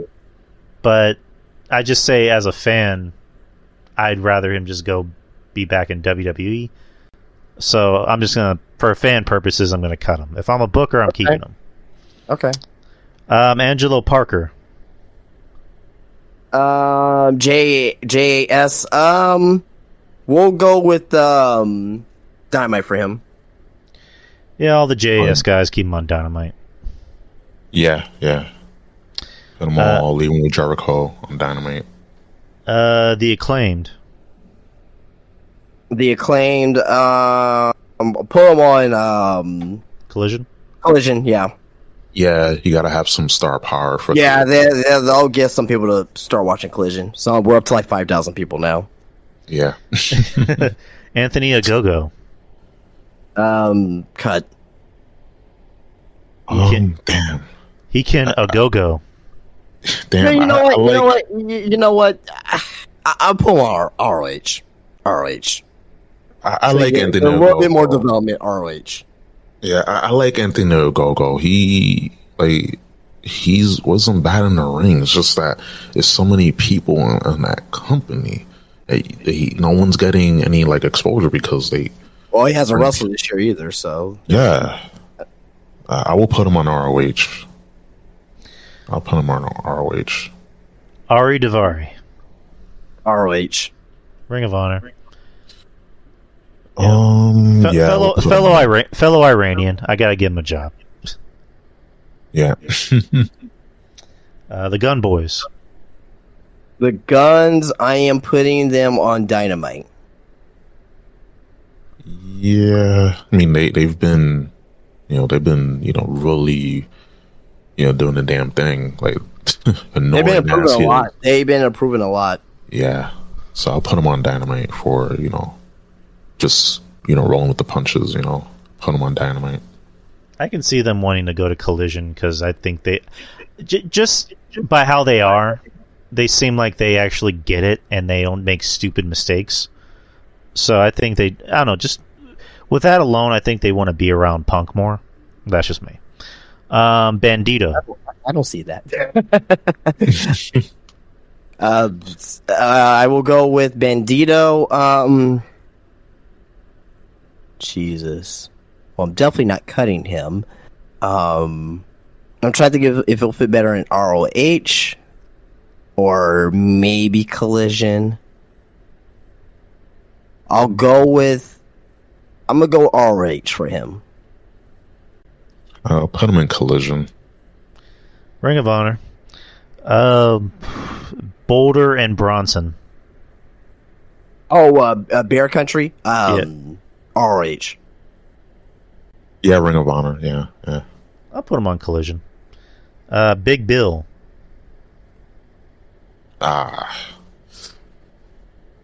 Oh man. So just like AR Fox, I'm gonna cut him because he just doesn't fit nowhere.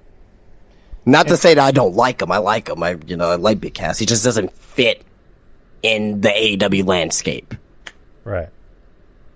Yeah, and plus they really don't know how to book, the big men. So if I was running things, I would put them on Collision before I have them on Dynamite. But I have them on Collision, but since I ain't running shit, I will cut them, and he can go maybe the NXT.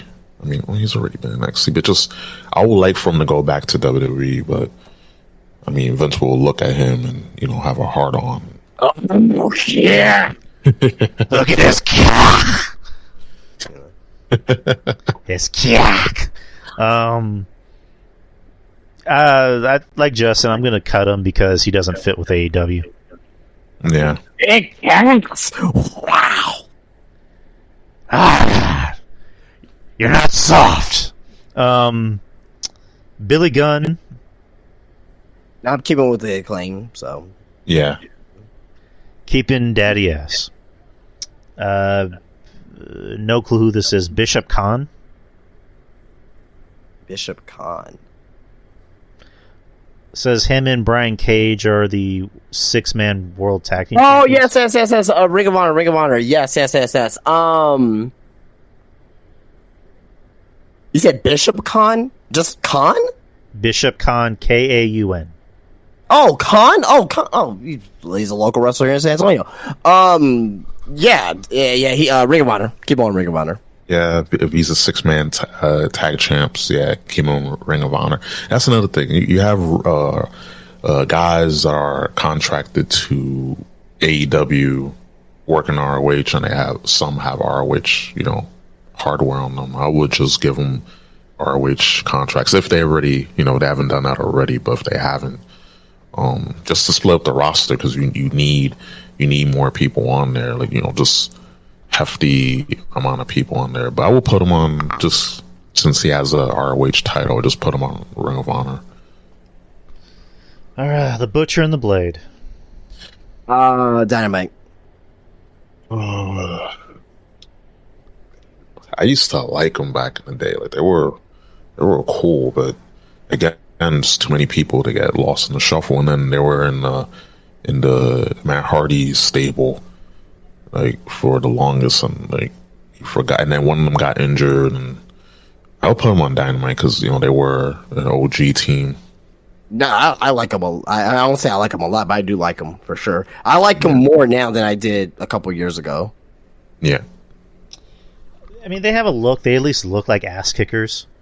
I mean, I would say cut them, see what WWE can do with them. But if I had to keep them, I'd put them on Dynamite, I guess. Blake Christian. Blake Christian? He's still listed as a employee. Is he in GCW? I don't know. According to Wikipedia, and Wikipedia never lies, he's still on the roster. well, if he... I don't think that's accurate, but...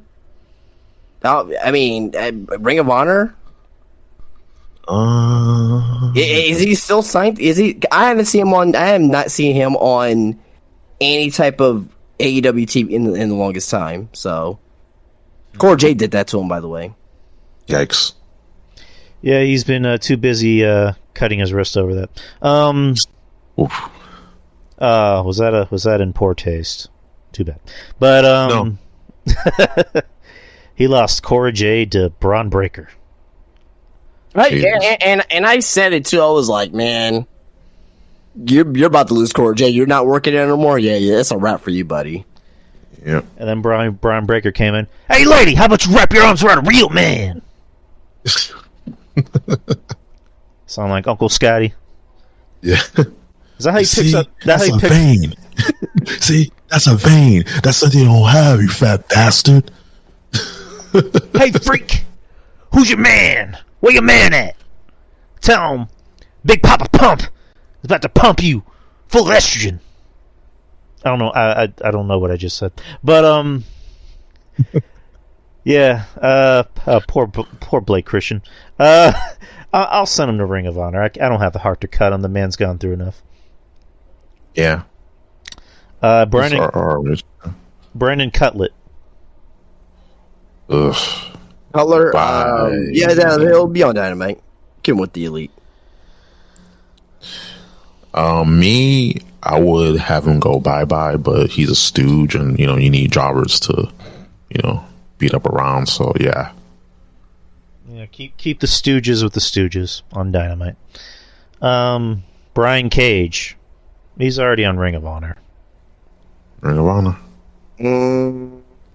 I'll take him off Ring of Honor and I'll put him on Collision. All right, Brian Pillman Jr. Definitely Ring of Honor. Giving him a singles run. Maybe give him a mid-card. If they ever make a mid-card belt for Ring of Honor, do that for him and start building him up. Yeah, he needs to be on his own because that tag team, wasn't hitting. Definitely, like his best work was with MJF. That whole thing that was great, and then after that, right back down the card. So he needs to be on his own, build him up. So we'll put him on ROH.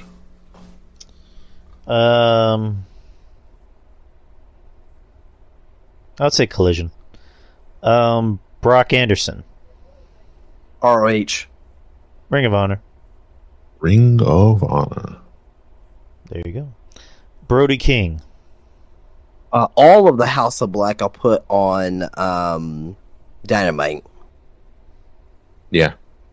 Every one of them put them on Dynamite. Yeah, I'll go with that. Bryan Danielson.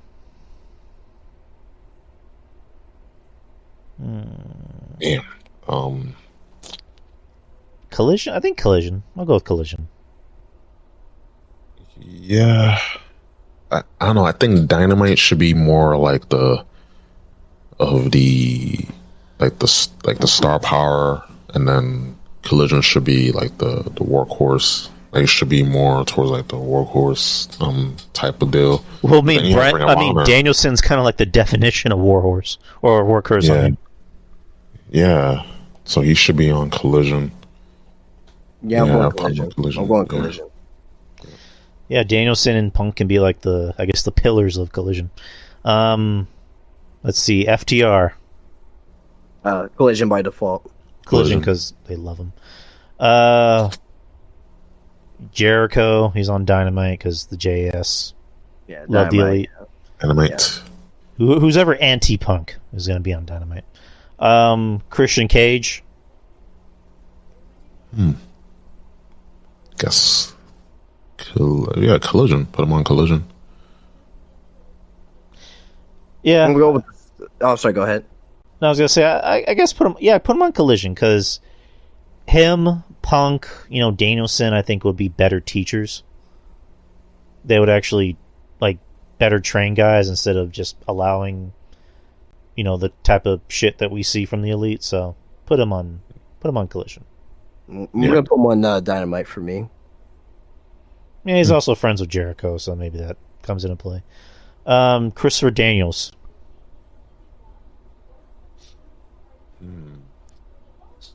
SROH. Yeah, Ring of Honor. And put him on Collision. Okay. The Best Friends. What was that? I mean, all the best friends. Actually, let's go individually. Chuck Taylor. Cut. I would cut him. Yeah. I will put him and Trent on Dynamite. All right. Orange Cassidy. Dynamite. Put him on. Yeah, we'll put him on Dynamite. I'm gonna go Dynamite for Orange. Yeah. My heart says cut him. My head says cut him. So I'll just. What does your balls say, Drew? My balls say I want him to just be obliterated at the 9:15 p.m. spot of Dynamite. But I'm gonna save face. I'm just gonna say put him on Dynamite. Yeah. Put all the stupid shit on Dynamite. I'll just say that. Claudio Castagnoli. I mean, isn't he Ring of Honor champion? I'd say keep him on Ring of Honor. Have him be like the what you call it, like the mentor on Ring of Honor. Yeah. So I'm putting him on Collision. okay. We already know where CM Punk's going. Dynamite. No. No. Cole Carter. Cole Carter, 2 Dimes from NXT. He's going to ROH. Cut him. Cole Cabana. Ring of Honor. Cut him. Wow. Dynamite. No, I'm playing. That was quick. No, I will put him on. I'll put him on Ring of Honor. Yeah, for sure. Danhausen. I mean, you gotta have some like comedy. You gotta have a little bit of comedy. Just put him on Dynamite. Yeah, Dynamite. Punk, for whatever reason, has a soft spot for this guy. So I guess put him on Collision with Punk. So we already went through the JS as a collective, so they're going to be on Dynamite. Yep. Both Martin brothers. When they're not injured, Ring of Honor. Yeah. One of them was always getting injured, and Darius got injured twice in like a year span. Then Dante just fucking broke his leg. Jesus. WrestleMania weekend. So there's that. Yeah, they gotta slow down. They need to go down a few octaves because one of them was gonna break their legs off, like clean off, or lose their head because they're just going too fast. They're going like 1,000,000 miles per hour. Well, now Dante's wasn't even going 1,000,000 miles an hour. It was just a stupid spot. It was just an unnecessary Canadian destroyer to the outside of the ring through tables. Like, that's fucking unnecessary. Yeah, then because Dante wasn't getting injured in regular matches. Yeah, you know what I mean. So I don't really think like what he was doing in regular matches was hurting him. He was doing okay. It was just that unnecessary double spot that he did. Darius, however, was getting hurt by tripping over air. So cut them? Nah, Ring of Honor. No, I'm gonna cut. Ring of Honor, yeah. But if they keep on if what's his name keeps getting injured, then I have to cut him and just have Darius. Darius keeps like Dante. I'd rather have Dante at Dynamite or Collision because if he has like a character, package his character up a little bit, just a little bit. I think he'll be a great Mick Carter, great Mick Carter. But yeah, the team ROH just go.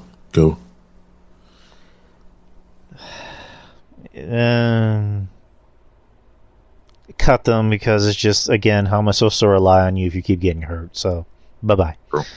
Darby Allin. I'd say Collision. Yeah, you have enough. I'm going Collision. Yeah, hokey stuff on Dynamite, so I will have Darby. Darby go on Collision. Dustin Rhodes. I think he's on his way out actually. Because his contract comes up in July, so I think he might be heading out and going to WWE to be with his brother. Yeah. So I'm putting him on Dynamite for the time being then. All right. Here's an interesting one. Eddie Kingston. Dynamite. Yeah, we leave him on Dynamite. Cut him. I mean, up to me, like the only thing he has going for him is the fact that he has he's got on the mic, but that's like the only saving grace. And then he wants to go in there and do his marquee New Japan shtick. Yeah, I mean, no, you know what? I can't be nice. I'll fire him. Like, just because, he has out then, in terms of his speaking, his promo skills are really good, but everything else is just hokey from him, and yeah, so I will just fire him. All right, Ethan Page. Collision. Yeah, definitely Collision. Evil Uno. Cut. Yeah, I would have fired him a long time ago. That's just me. Keep it on Dynamite. Fuego del Sol.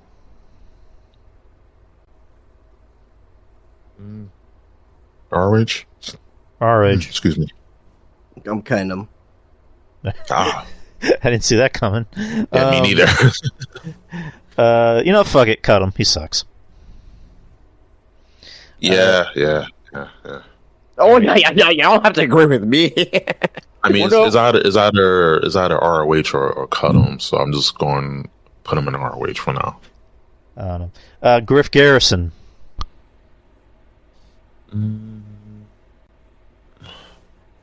ROH.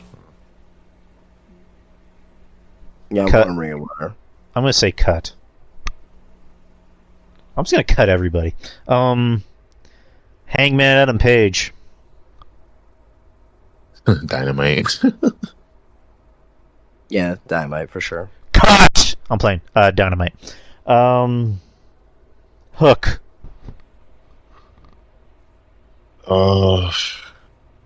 Let's say Collision. He's got to build.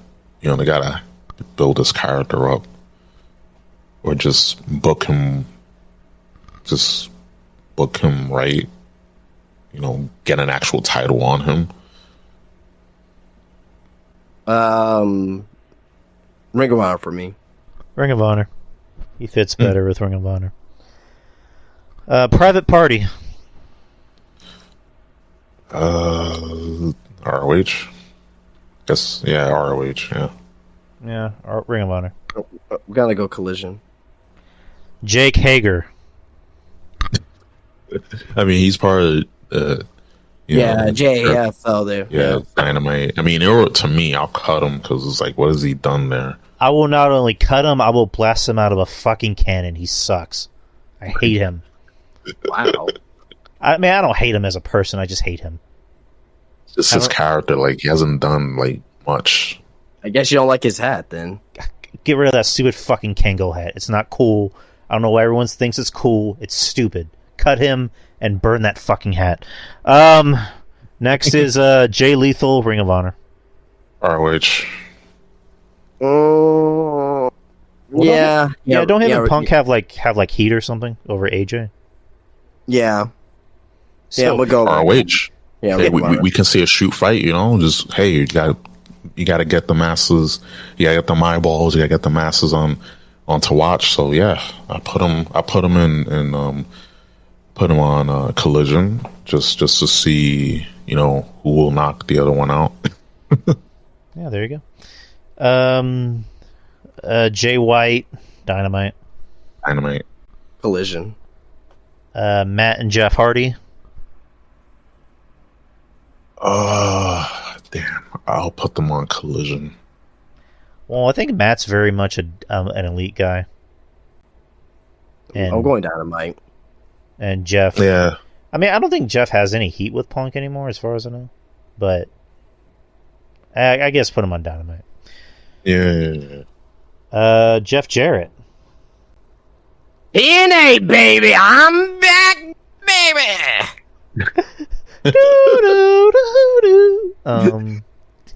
I'll put him on, shit, man. I will keep him on Dynamite, take him off TV, put him as a backstage guy. Yeah, there you go. Let him be an office guy. He has a lot to offer. Yeah, I would rather have him off TV, but still with the company, for me at least, because he's still wrestling. I mean, he looks fantastic, for his age, but goddamn, like, why are you still wrestling? Why are you on primetime television? This is not, TNA during the Asylum days and early, Total Nonstop Action days, and sure as hell is not 2000 WCW with NWO 2000. Like, get out. Like, go back there and, be a corporate guy. All right, there you go. John Silver. Ring of Honor. Yeah, ROH. Yeah, I like him. Yeah, Johnny Hungy. I like him. Yeah. I mean, he's got personality, so keep him. Ring of Honor. Yeah. John Moxley. Dynamite. Yeah, put him on Dynamite. Me, to be in all honesty, I would cut him. I would cut him. I'm sorry. I was a fan of John Moxley when he was Dean Ambrose and in the earlier days, but it's just, I don't know, like, it just seems like he's given free reign to do like whatever he wants. And granted, when CM Punk did what he did, he stepped up, which is cool, but it's like, I don't know, just, he seems like he can do whatever he wants, says what he wants, and there's a lot of drama. There's a lot of drama in AEW, and it's like people that you wouldn't think will cause it or stir it up, they're the ones that are causing it, and it seems like he's stirring up a little bit of drama. How so? I mean, that whole thing, on Renee's podcast, I'm just like, the best thing to do, in all honesty, is just not say nothing. But he felt inclined to say something because of the whole Punk situation, because Punk brought out to him. So he was just kind of, and he didn't even, and again, he spent maybe 5 minutes on that podcast to even talk about it on when he spent like an hour talking about other shit. Yeah, and I know that. Like, it was just a pin drop of, he mentioned just 5 minutes, 4 or 5 minutes, but it's like, I feel like when people bring up, for the people that talk about, oh, we hate drama, blah, blah, they bring it up. If you are the bigger person, if you're an adult, like, yeah, you got to defend yourself, understand it, but just the way that he came off about it is like, dude, we get it.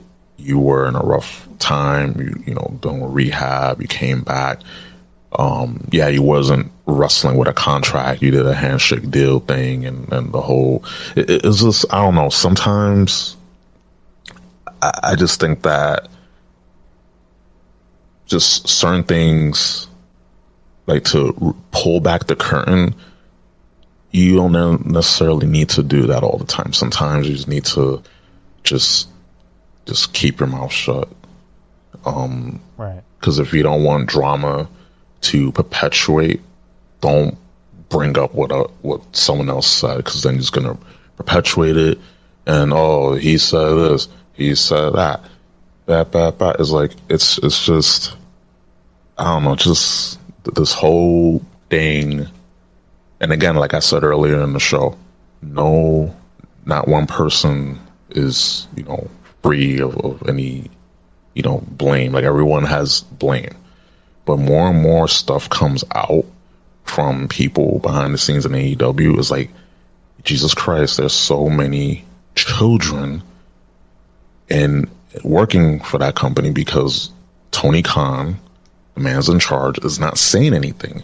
He's not putting his foot down. He didn't put his foot down when the whole thing with the Bucks allegedly leaking stuff, and then when Hangman went on TV and went off script, he didn't say anything to Hangman then. He didn't say anything to Punk when he did what he did. It's like, yo, and then he didn't. It's just so many things, Eddie Kingston and Sammy. Then, like, so many instances. It's like, what is the common denominator here? But that's not it here or there. I just cut John Moxley. Just all honesty, I just cut him. All right. Well, I'll put him on Dynamite for me. So there you go. Pretty much anyone who's anti-Punk, put him on Dynamite. Yep. Josh Woods, no clue who that Who? is. Exactly. I'll put him on Ring of Honor. Ring of Honor. Ring of Honor. Jack Perry, Jungle Boy. I'll put him on Collision. Collision, Dynamite. Put him on Collision. I will put him on Dynamite. Juice Robinson.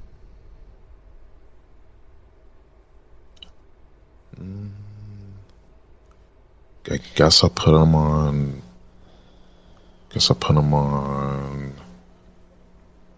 Put him on Dynamite. Yeah.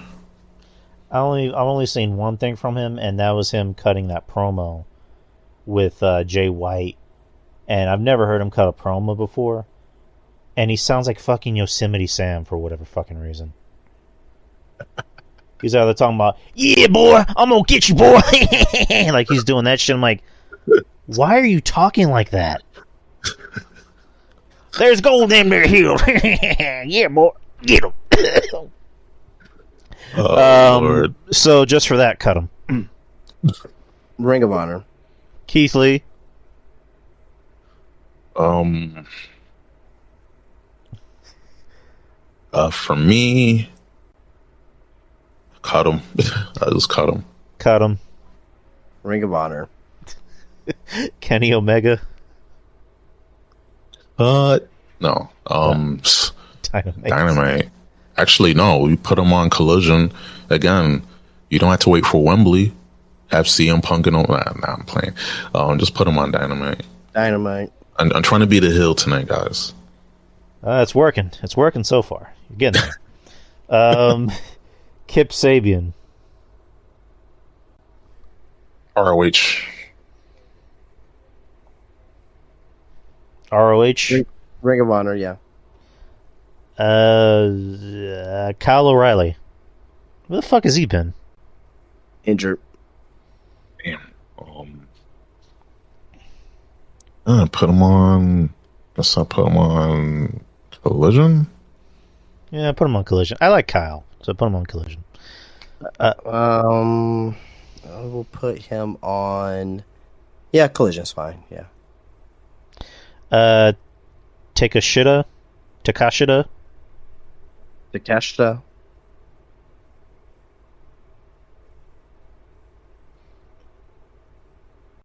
I'll put him on. Shit. He fits in all three, I think, but I'll put him on Collision. I put him on. Yeah, I put him on Ring of Honor. Ring of Honor. Lance Archer. Oh Collision. Lord. Cut him. Yeah, I put him on. Put him on Collision. Yeah, he's done nothing in this company, and just No. cut him. Lee Johnson.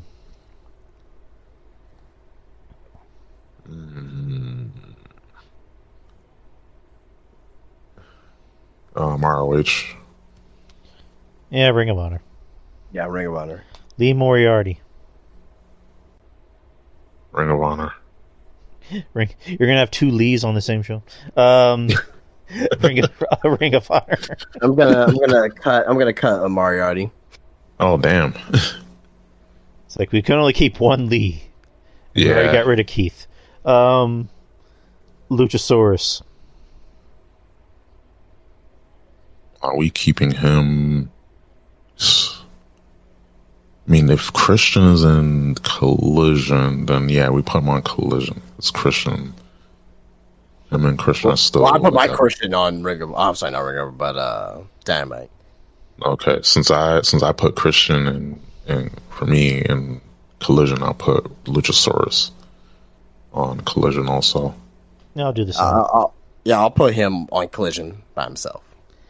Luther. Cut. I will put him as Ring of Honor off TV, but put him as a backstage guy. Yeah, just put him in catering and not have him do anything. He sucks.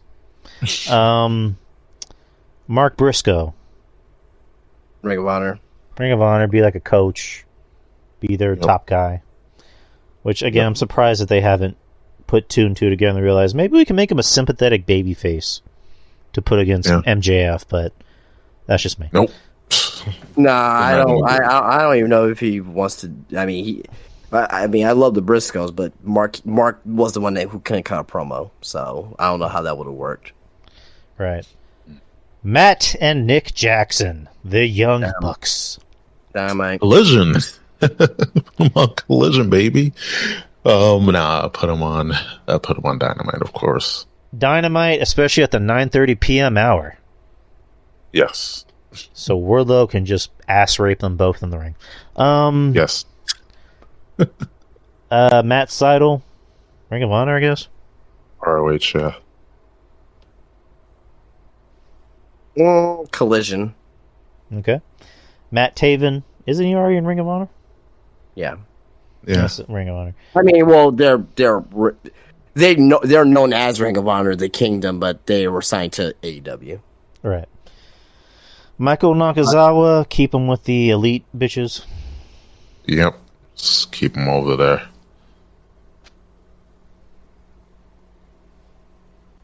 there. Mike Bennett, Ring of Honor. ROH. Keep him with Matt Taven. I didn't even get to say where Matt Taven was going. I was gonna put him on Dynamite, so Okay. I'll put Bennett over there with him as well, with Maria.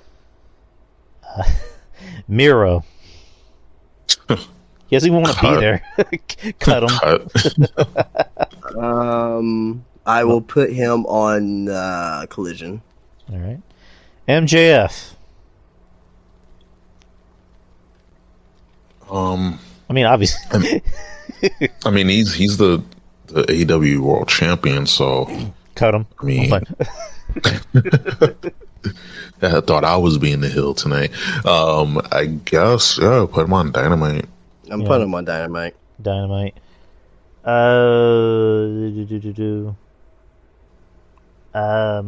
Ortiz. Damn. Guess we put him on Dynamite. Is it Ortiz? Jesus. And I like him. I like Ortiz. I like Ortiz, I really do, but if him and Santana ain't tag teaming, I don't know what the fuck he's gonna be doing, so I'm probably gonna cut him. Unless if him and Santana, make amends, then, you have a fucking, top 5 tag team in the world, possibly. You know what I mean? But just individually, I don't see any value in them. Yeah, I'll do the same. I'll cut him. Just for his sake. Yeah, we'll cut him if they can't reform the tag team. Then yeah, we gotta cut him. Pack. Ooh, I'll put him on Collision. Did we miss a couple people? No, I don't believe so. Did we miss? We're in the O's already. We didn't say Orange Cassidy. Well, no, because we. Oh yeah. Best friends. My bad. Yeah, I already named the factions as a whole. So gotcha. Yeah. Pac. I would Ring of Honor for him. Ring of Honor. I'll put him in Collision. All right. Parker Boudreaux or Boudreaux. I mean, I like him, but oh man, I'll put him in ROH. My fear is again the theme being that Tony Khan doesn't know how to book big guys. Or I think it's more so that he hates big guys, but whatever. Maybe he's the opposite of Vince McMahon. Yeah, maybe he got bullied by a bunch of big men, so that's why that's his way of getting back at all the heavyweight wrestlers. I'm gonna have my best friend in denim beat all you big meatheads. So I'm gonna. I like Parker Boudreaux. I liked him ever since NXT, but I'm gonna cut him because he doesn't fit anywhere. Yeah, cut him. Send him back to WWE. Yeah. The Lucha Bros, Panta El Zero Miedo, and Rey Fenix. Aren't they're both the Ring of Honor tag champions? So Ring of Honor. I'm gonna put him on Dynamite. Okay. Ring of Honor. Peter Avalon. Cut.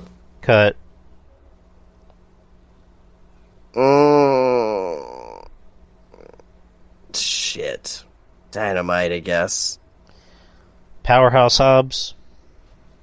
After tonight, he should be fucking cut. Jesus Christ, man. What happened? Yeah, I saw. You didn't see? I didn't see it. I didn't watch the show. No. What happened? Boy.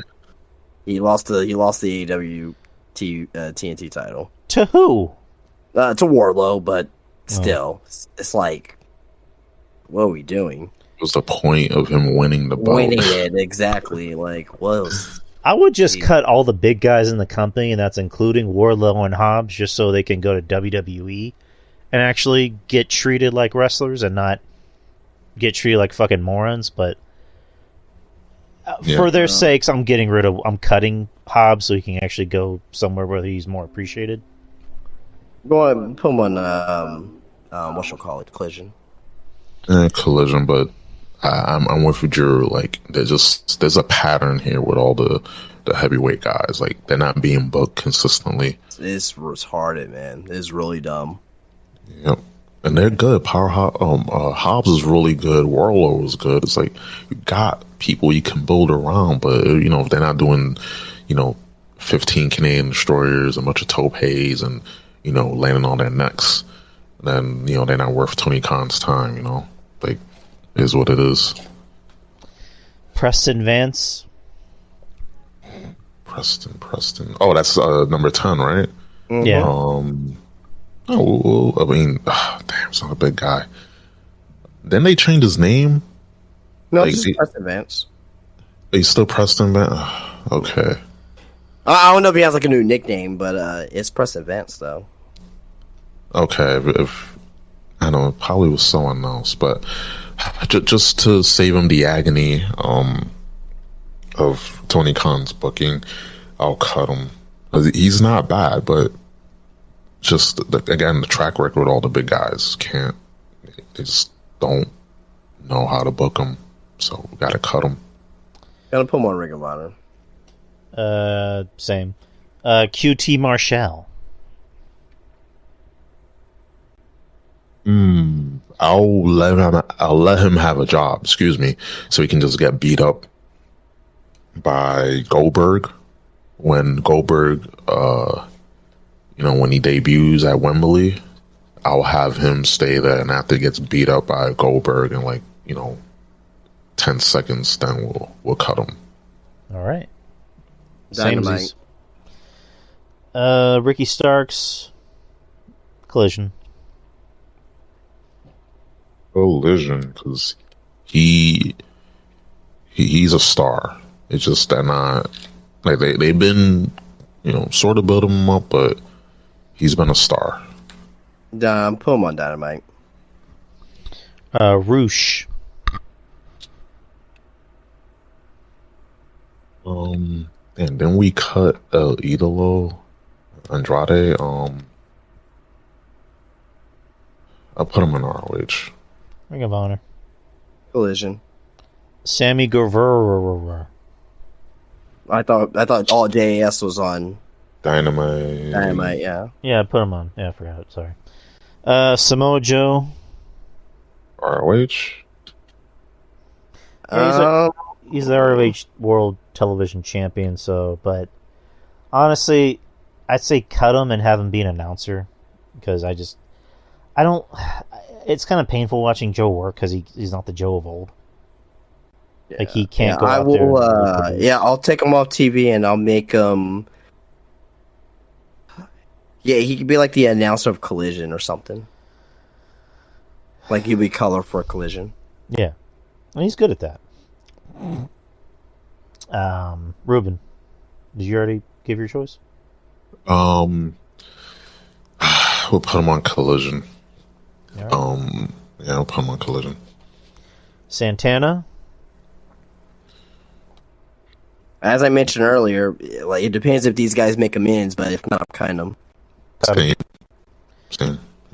Satnam Singh. I mean, cut. I mean, I'm kind of. Nah, I don't even think he's like that bad. It's just he has no fit here. Cut him. Cut him. Scorpio Sky. Damn, he's another good one, but just again, too many people. I will put him on Ring of Honor. Yeah, put him on Ring of Honor. Put him on Collision for me. Serpentigo. Ring of Honor. Ring of Honor. Kind of. Sean Dean. Captain Sean Dean. Captain Sean Dean, I'm sorry. He's apparently listed as an extras coordinator for AEW. We'll keep him in backstage. Yeah, keep him. Ring of Honor. Sean Spears. The chairman. We can't cut the chairman. Oh, yes, we can. I can. Fuck him. I mean, well, not fuck him, because he seems like a good dude, so... cut him. Dynamite. Sonny Kiss. I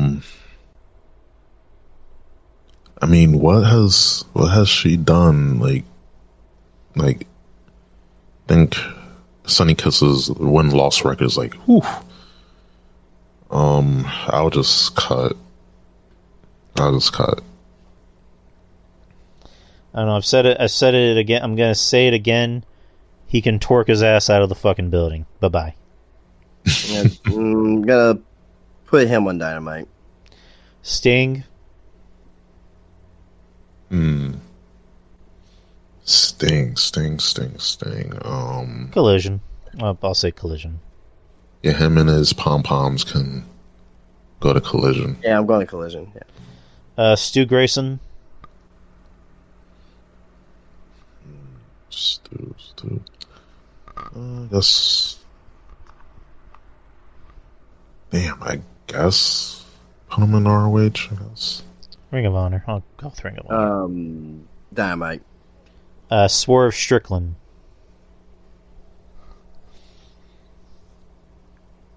That's Dynamite. Dynamite. Collision. Dark.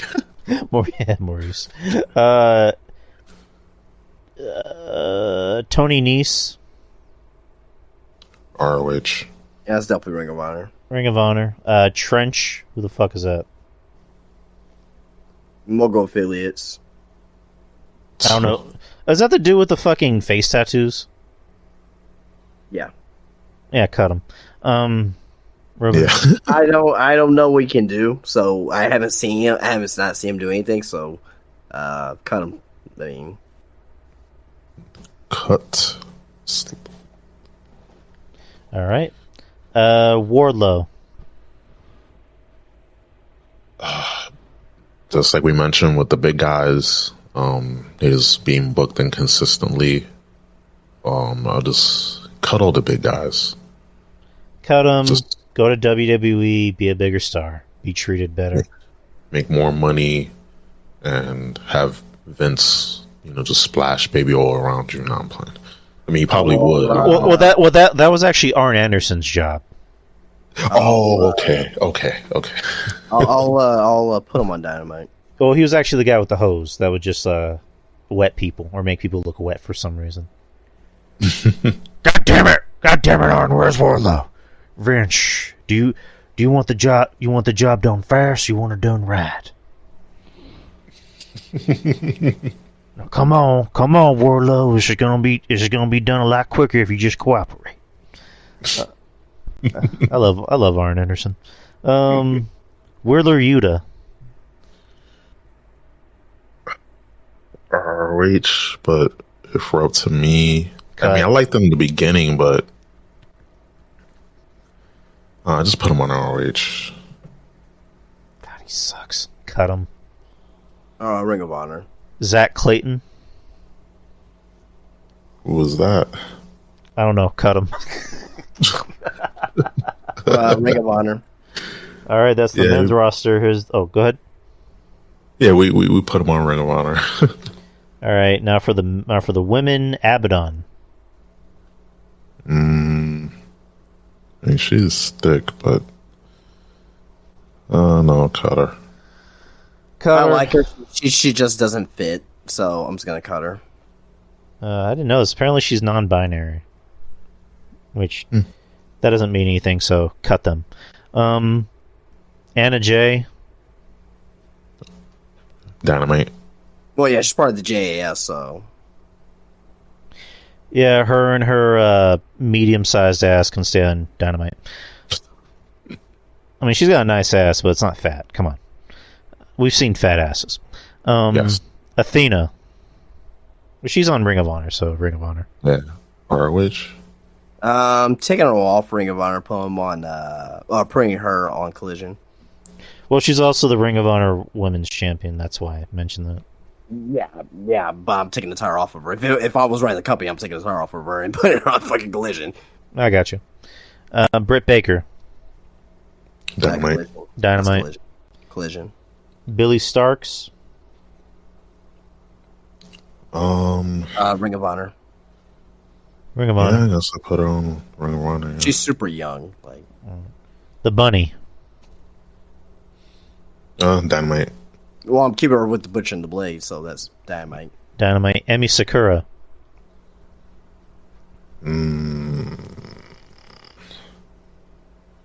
ROH. ROH. I will put her on. Put her on Collision. Hikaru Shida. Hershida. I like Hershida. I'll put her on Put her on Dynamite. Dynamite. Collision. Jade Cargill. Gee, damn. She need to lose that belt. I think Tony Khan is bringing women so she can beat, because she's already beating everyone on the roster, or almost everyone.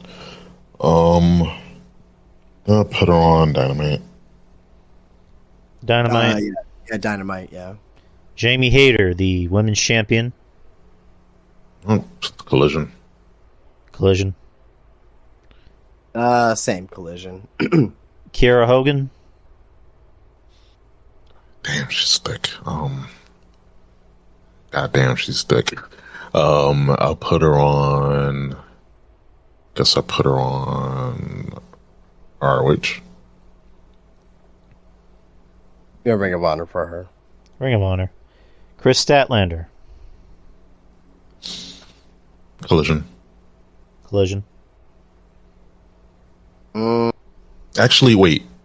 Because isn't she's going to be the one that's going to beat Jade when she gets back. I was thinking about Dynamite. So, yeah. So we'll put her on Dynamite. Justin's girl, Layla Gray. My house. So is that the fifth option? That's the only time I'm gonna use it. So my house is my answer. I'll go with Justin's house. That's my yes. That's a good pick. That's a good pick. Yeah. Hey, there you go, Justin. You guys don't have to do a damn thing. Just come here. Leva Bates. Let's put on ROH, I guess. ROH, I guess. Yeah.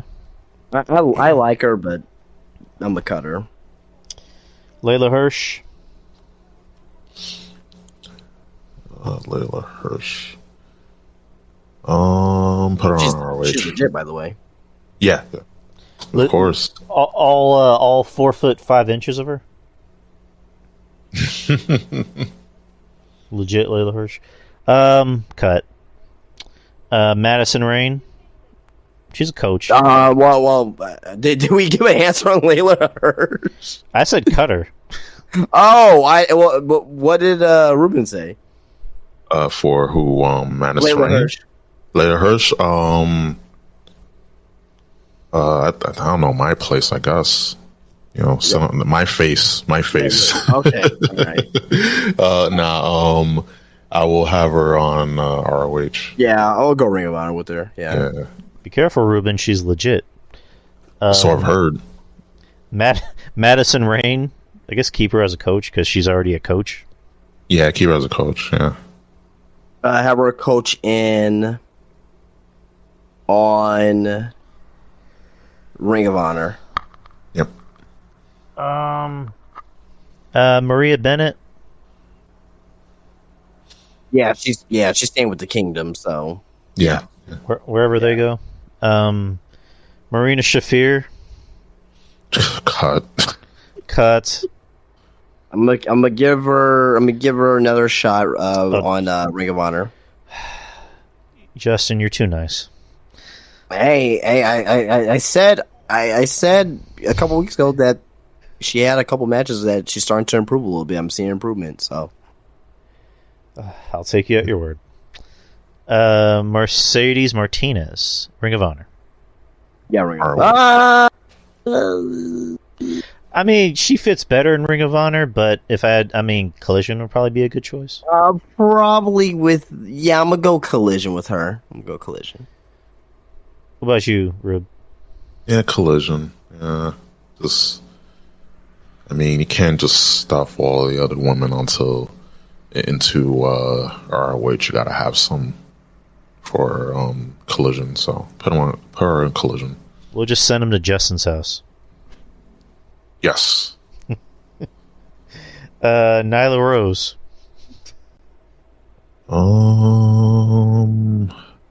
My place. I'm playing. You're gonna get porked another way. Oh my. Jesus. She probably has a bigger penis than me.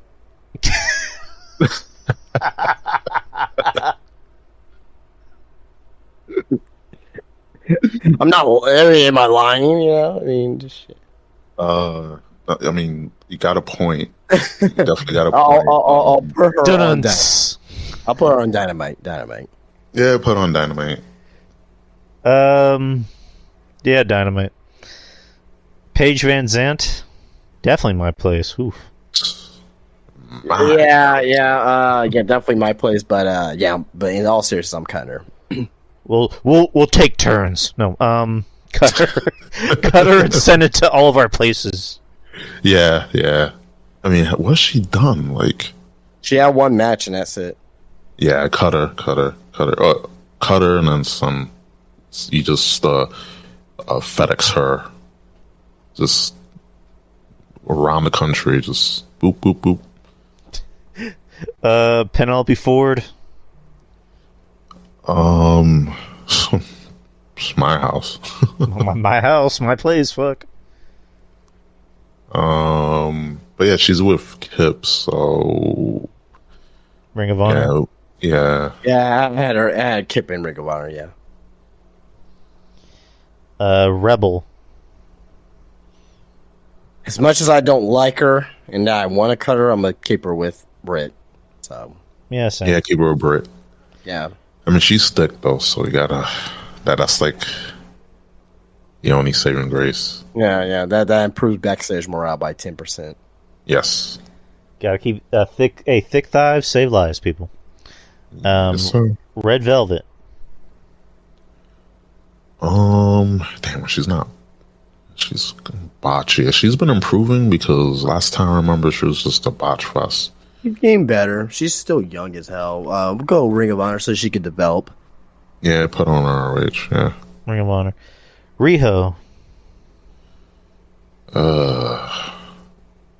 Well, she's staying on Dynamite, so you know, with where the Elite's at and Kenny's there, and you know. Yeah, put on Dynamite.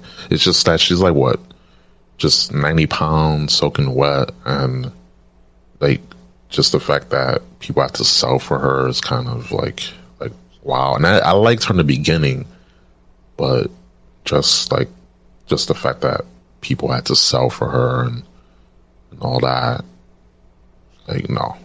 But I'll put her on Dynamite. Cut her. She has done nothing since she's been back. And the fact that, like you just said, Ruben, all these people have to sell for her, and they have to sell for her shitty punches because she can't really work. So just cut her. And don't come to either of our houses, please. Where was I at? Ruby Soho. Put her on Collision. Collision. Dynamite. Did I say Riho already? Yeah, you just went on like a 10-second rant about her. No, I was talking about Saraya. Riho. Send her back to Kenny Omega's house. Oh, wait. So the rant was about Saraya, not Riho? Again, I'm tired of it. It's been a long day. Oh, I don't know what the hell's going on now. Yeah, cut Saraya because she sucks. Riho, she sucks. Send her back to Kenny's house. So, and then Ruby, put her on Collision. So Yeah. Dynamite. So let me just Dynamite for Rio, Dynamite for Ruby. Saraya, I'll put her on Collision. For me, I will put Saraya on Collision, Ruby on Collision, and I will cut Riho. In all honesty, I just bye. All right. Serena Deeb, keep her on as a coach. I like her. I like her a lot. I keep her on as a coach just because she has a lot to offer. Yeah. Remember, there's separate brands. ROH. Yeah, I'm gonna go RH for her. Yeah. Yeah, RH. Sky Blue. Oof. Oh man, my house. Yeah, I say that's my house too. My house. And then Collision. Hey Mello. Well, Sky Blue, Ring of Honor. Yeah. I put on I'll put on ROH because she has room to improve. Like, she's not terrible. But who's the next one you said, Drew? I said Tay Mello, but that'd be JS. Yeah, JS. Yeah. Yeah, Dynamite. So yeah. And then my house. Taya Valkyrie. Collision. Yeah, I put on Collision. Collision. Thunder Rosa. Collision. Yep. No, I'm putting her on Dynamite. Her and Britt. No. Right. Tony Storm. Gotta put the yams either on Dynamite or Collision. I will put her on because I have Ruby on Dynamite, so I'll put Tony on Collision. I'm gonna send Tony to Ruben's house and then her on Collision. Nice. Willow Nightingale. My house, 100% my house. I mean, listen. Be like, you ain't going nowhere. I mean, listen. She's cute looking. She's terrible. I mean, not terrible, but she's really botching the ring. But I will have her in my house. We'll have a wrestling match in my bedroom. No problem. I'll put Willow in Ring of Honor though. But she before she gets to Ring of Honor, she's gonna be 10 years over here first. She's gonna pay her dues at Justice Party. Pay her dues and pay her taxes like I'm IRS.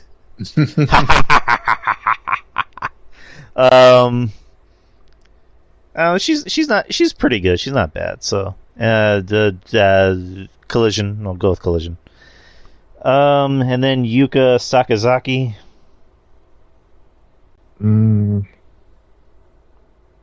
Put on ROH, I guess. Cut.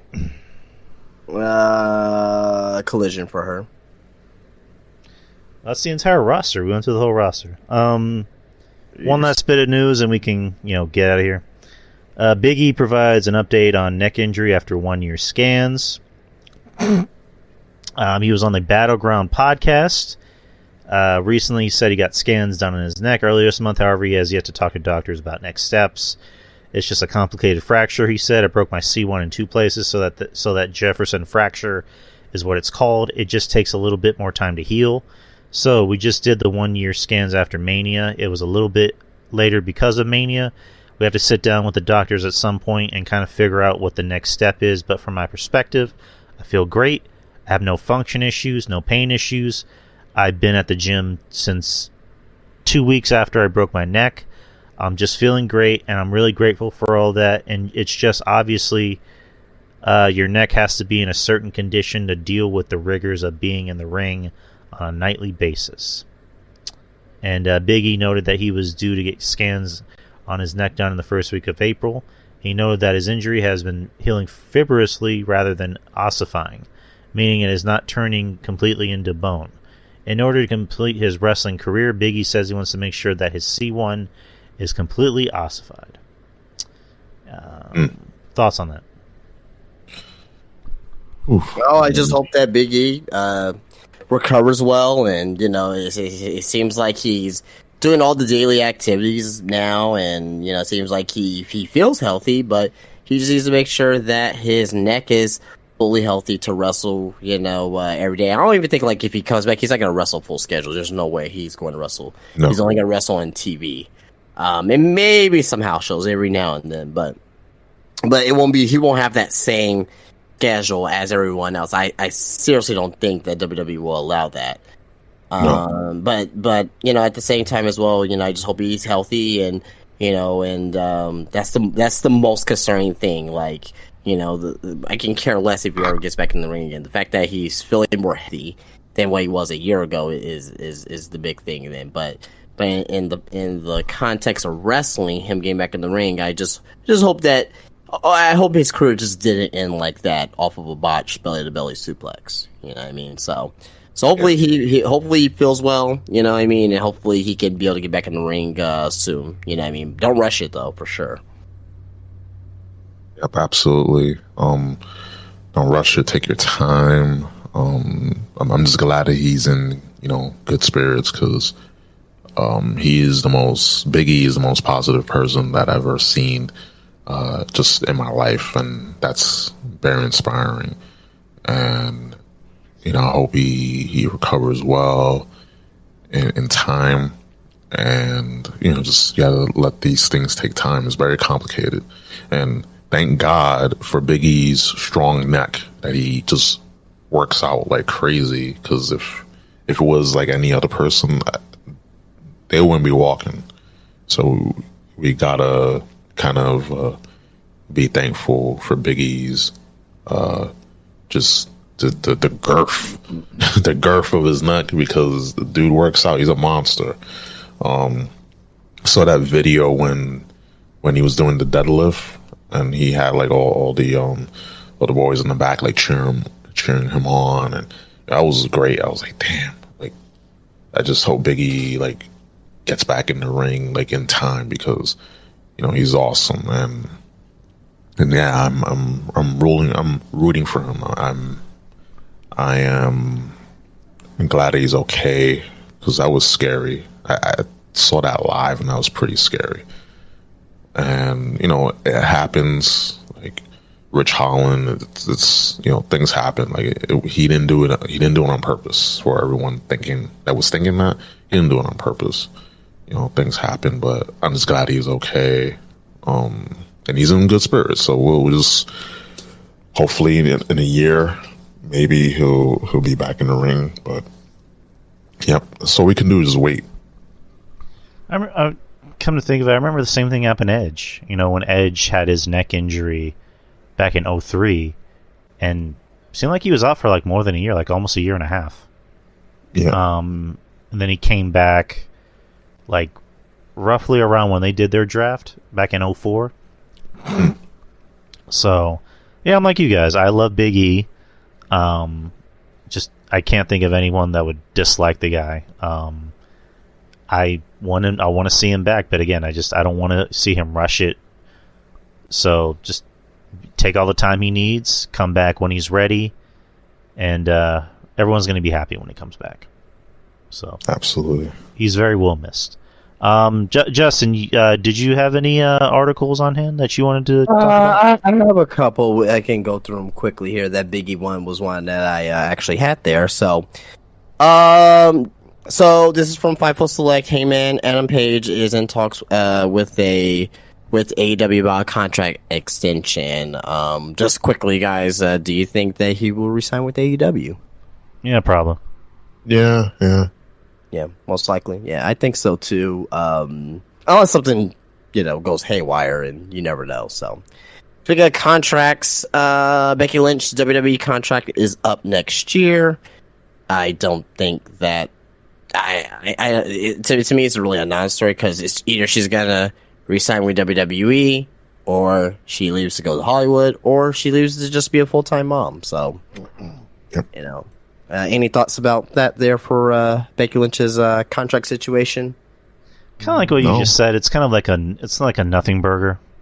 Like she's gonna stay. I mean, it wouldn't really shock me if she decides to maybe temporarily retire just so she can, be a mom, or maybe she might ask for a half schedule like Roman. So, I mean, I know that there's been rumors that she's been tied to Hollywood, but I don't know. But if I had to guess, I say she's going to stay and maybe want to work a lighter schedule. Right. Ruben, next year. I'm sorry, Ruben. Go ahead. My bad. Oh no, like I was just gonna say that. Yeah, like either she stays, or she just gets a part-time schedule, because she is a mom, and mothers, they don't want to be away from their child for too long. Mm-hmm. So I think she'll definitely go the part-time route. But yeah, it's a nothing burger, Okay, I have a couple more here, and this is one thing that I did mention a few months ago with at the time the potential rumors about the WWE sales, and I mentioned, ESPN, they need content, and at that time I kind of got like no, ESPN, they don't want any. They're trying to sell. They're trying to get rid of sell certain things, not take in certain things. So I mentioned this a few months ago, and there have been renewed discussions between WWE and ESPN about potentially working together on new projects. Now, what those projects will be, I don't know, but I mentioned that ESPN needs more content, and WWE would be the perfect place for them to have that content. So, but this is from PW Insider, this story here, and again, renewed discussions between WWE and ESPN about potentially working together on new projects. Drew, Ruben, any thoughts about that there, or what do you think that could be? Maybe they could do like a WrestleMania like showcase series, like kind of like going behind the scenes of each WrestleMania, and then having the people that participate in it, the wrestlers, referees, crew, things like that. Just like how they felt, going into that night, and just telling stories, things of that nature. Like a documentary. Yeah, like a documentary style, because that's a lot of content there. You got a lot of WrestleManias, and now that we have like 2-night WrestleManias now, like that could be, just double the pleasure, double the fun, and that could be something for ESPN Network, and then they could do like the A&E already does that, but maybe more like in the sport, they could have like guys like Lesnar and things like that. They talk about just have a series about them. So there's stuff they could do. There's a lot of like avenues they can go about, especially now that they can have stuff on ESPN. They just gotta go about it. But I think a WrestleMania type documentary series, or just put like the WWE 24 series on there. Right. I mean, kind of like do like maybe a 30 for 30 for wrestling stuff. Yeah. I mean, because I really love the 30 for 30 stuff. There was the Last Dance one. I mean, they did that for Taker on the network. So like, I don't know, kind of like what Ruben said, just do like documentaries about WrestleMania. Maybe have like Stephen A. Smith host like a special of like the top 100 greatest WWE superstars of all time, hosted by Stephen A. Smith. Like that would be interesting. Or maybe do like a First Take, but for wrestling. Yeah. Like, I mean, that'd be pretty cool. Yeah. I don't see why not. Those seem like pretty good ideas. Okay. Got how many more stories? 2 more stories here? Yeah, 2 more stories. This is from Fightful Select and Sean Ross Sapp. Johnny Gargano has re-aggravated his shoulder injury. The injury has gotten worse after the Royal Rumble, and by the time of the NXT match with Grayson Waller, he was severely hampered. The hope is that he can repair the injury with physical therapy and avoiding surgery. So Johnny Gargano's pretty banged up right now with his shoulder. So hopefully he doesn't need to have surgery on that, because that will be, that'll be a definitely a momentum killer for him.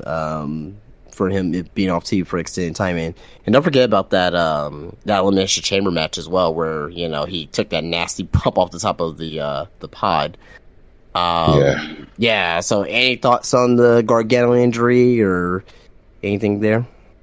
Cut him. I'm playing. Oh yeah, that's right. You hate him. I forgot. No, I don't hate Gargano, but I mean, I'm not the biggest fan. But like, yeah, it sucks. I mean, there was a point where he really was kind of on TV a lot more and featured in more prominent roles. But I mean, whatever works for him. I mean, whatever works. If he needs to avoid surgery at all costs, and he can just like heal up with just physical therapy. Cool. He seems like a good dude. You know, him and Candice seem like nice people. So I wish nothing but the best for them. Yeah, same. I know the Grayson Waller match at NXT Stand and Deliver was like brutal. And then him in the chamber like was pretty gnarly too. So I do hope that he recovers and he doesn't need surgery, because that's just surgery is no bueno. Is you're off the shelf and you got to recover. So hopefully the physical therapy can help and he won't have to be out for too long. But yeah, I mean he's not a spring chicken anymore. So I think that I didn't do it. That's what I get for talking. That's what I get for talking heel. Where's Dominic? I'm playing. He's doing a hard time. But yeah, I do hope that he gets better. But again, he's not a spring chicken, and he's been wrestling, and I think he needs to take it down a few notches, be on a lighter schedule. That's why I think he should have went to.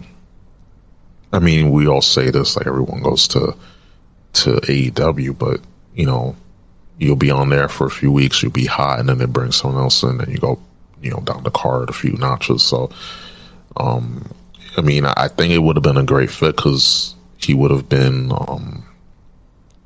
taken care of in the sense that he won't have to work a lot of matches. He won't be on the road as much. But, there's a reason why he went back to WWE. Like, that's his choice. So hopefully, hopefully he gets better, recovers soon, and no surgery, just physical therapy. Because again, like I mentioned, you got to be off the shelf, and it's no good. Do you think it would be better for him to stay off TV until he gets fully healthy, and also until Ciampa gets fully healthy, and bring him back as DIY again? Yeah. I think so too. All right. Last story I got here. I don't know if you guys have any comment on it, but it is in the news. Mercedes Moné is in talks with a New Japan Stardom over a contract extension. So the final match of Moné's short-term deal with Bushiroad is set to expire following her title defense against Mayu Iwatani at Stardom's Yokohama Arena show on April the 23rd. So she's wrestling her for the title this Sunday. Be late Saturday night for us. But that's according to Dave Meltzer. According to Dave Meltzer, both sides are in talks to extend the deal for one more match. So, any thoughts about that? And if she does leave New Japan Stardom or if her contract ends, what do you think will be next for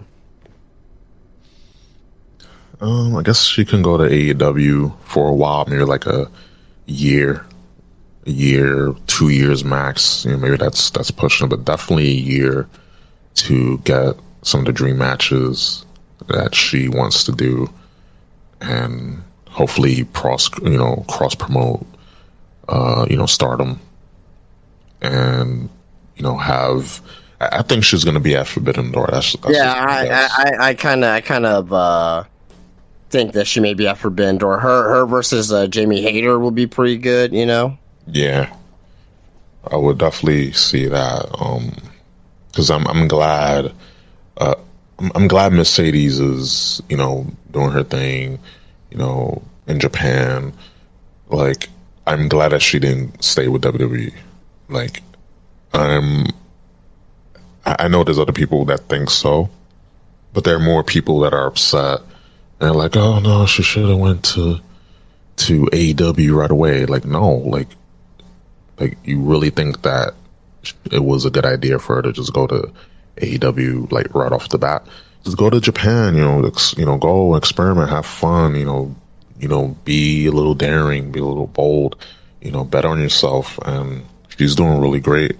So she will be in AEW, but, just give it time. She'll be there at Forbidden Door, and then she'll have like a year run in there, probably as, I don't know, probably AEW Women's Champion, and then, drop it to someone. Then she goes back to Japan, possibly goes back to WWE, but maybe not not right away, maybe like a year, 2 years after that, because she has so much to do. So I don't think her going back to WWE too soon is a good idea for her. But I'm really happy for Mercedes, though. Yeah, for sure. Drew? She seems like she's happy doing what she's doing, so can't really knock that. I'll just keep it at that. I actually got some breaking news. I wouldn't really call it breaking news. It's more of an update on a story that's went on for the past few weeks. So Kevin Nash gave his thoughts on the WrestleCon incident involving Rick Steiner and Giselle Shaw. He was actually there. On his podcast, Click This, he says, "I haven't really heard anybody tell me what happened. I heard that Shaw kept coming by and stood in front of Steiner's table. I'm not saying anybody is wrong or right. It's not my job to judge. I feel bad. He was wrong, okay? There's no doubt about it. It actually saddens me. It saddens me that some people are just on a different wavelength." Alright. Right. Just saying bye to the wife. On a different wavelength. He didn't realize it until it was done that it wasn't 1993 anymore. It doesn't make him an idiot. Even some very different and brilliant people brought into the QAnon bullshit. Everybody knows my stance. I don't have a problem with anyone's sexual preferences. Everybody's going to get off. Everybody needs to get off. And let's see. Yeah, that's really about it. Justin, I don't think you and me ever really talked about this, or me and Ruben, but yeah, just what's your whole stance on the whole Rick Steiner thing and just Nash's comments on top of it? I heard this. I heard about this. This went on during WrestleMania weekend, and wasn't a good look. But just to say that out in public, especially nowadays when everyone has a smartphone, and they're gonna record, they're gonna put on social media, and you're gonna be involved. That reminds me, was there a video ever released? Was there? I'm asking. Because I'm just going by like what was said. So probably this was recorded or something. If it was not, just probably word of mouth. But so that's my whole issue with the situation. I'm saying I don't believe her, right? I'm sure that something was probably said, right? But yeah. You mean to tell me that all those people there at that convention did not one person pull out their phone and put it on social media? Mm-hmm. Mm. I'll leave it at that. Yeah, I don't know. Just based on what I heard, when I heard it went down, I was like, oh boy, here we go again. And WWE hasn't, obviously, they haven't done anything about it yet. You know what I mean? No. You know what I mean? A lot of people are kind of attacking Rick Steiner, but there's no video proof of it as of it. Now, if I see a video of it, or if WWE lets him go, lets go out of the Legends contract, it's not like he's a signed talent or anything like that. But yeah. If we hear things like, Scott Steiner's released from his Legends contract, okay, so be it. Until then, it's he said, she said. Yeah. You know what I mean? Yeah. Yeah. And again, if you would have told me Scott Steiner would have said that, okay, I would have been like, okay, you may have a point. You know what I mean? But I haven't really heard of anything with Rick Steiner ever in all the years I've been watching Rick Steiner. You know what I mean? I've never ever taken him as that guy. You know what I mean? And again, I don't know the man, but at the same time, it's You mean to tell me Rick was the one that said, not Scott? Yeah, I mean, yeah. So it is he said, she said. There's no official proof as of yet. If he said it, by all means, cancel him. Wherever the hell you want to do, in 2023, wherever you're going to do, by all means, do it, right? But if we don't have actual proof of it, and we're just going by the word, this is what they said, then we're not giving benefit. It's not fair to Rick, and B, it's not fair to the other person. You know what I mean? I forgot their name, but Jesus Christ, I know they were Giselle Shaw.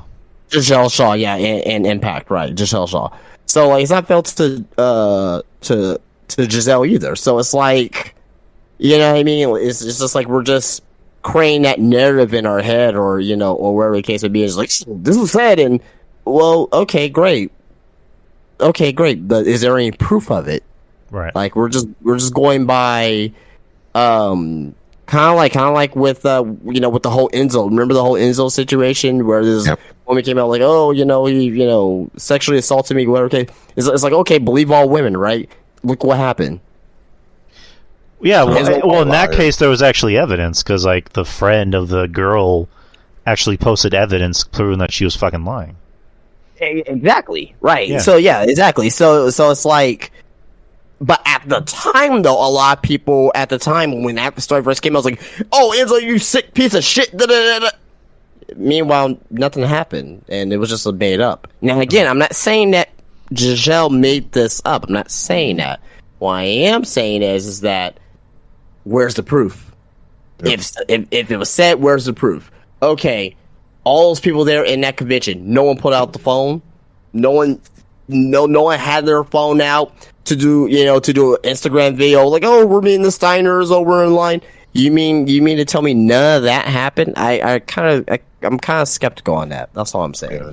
Right. I'm gonna say this because I was in the impression that there was proof out there, because of course everyone, like, you expect everyone to just pull out their phones. Like, everyone has a smartphone. Everyone. I haven't seen a video. If someone has a video, by all means, put it in the chat here. But I haven't seen a video. Yeah, that's what I'm saying. That's what I'm saying. If there is, like, where is it? But it's just a lot of hearsay and people just going by what other people said on the internet, rather than asking for, okay, if Rick Steiner said this or did this, then where's the video proof? Where's the eyewitness proof? Who's coming forward? Where's the proof? That's it. Show me the money. Jerry Maguire. Show me the money? But obviously, no one came forward, and I thought that there was already stuff out. If, of course, there was so much outrage during our Mania weekend, because I was like, oh boy, here we go again.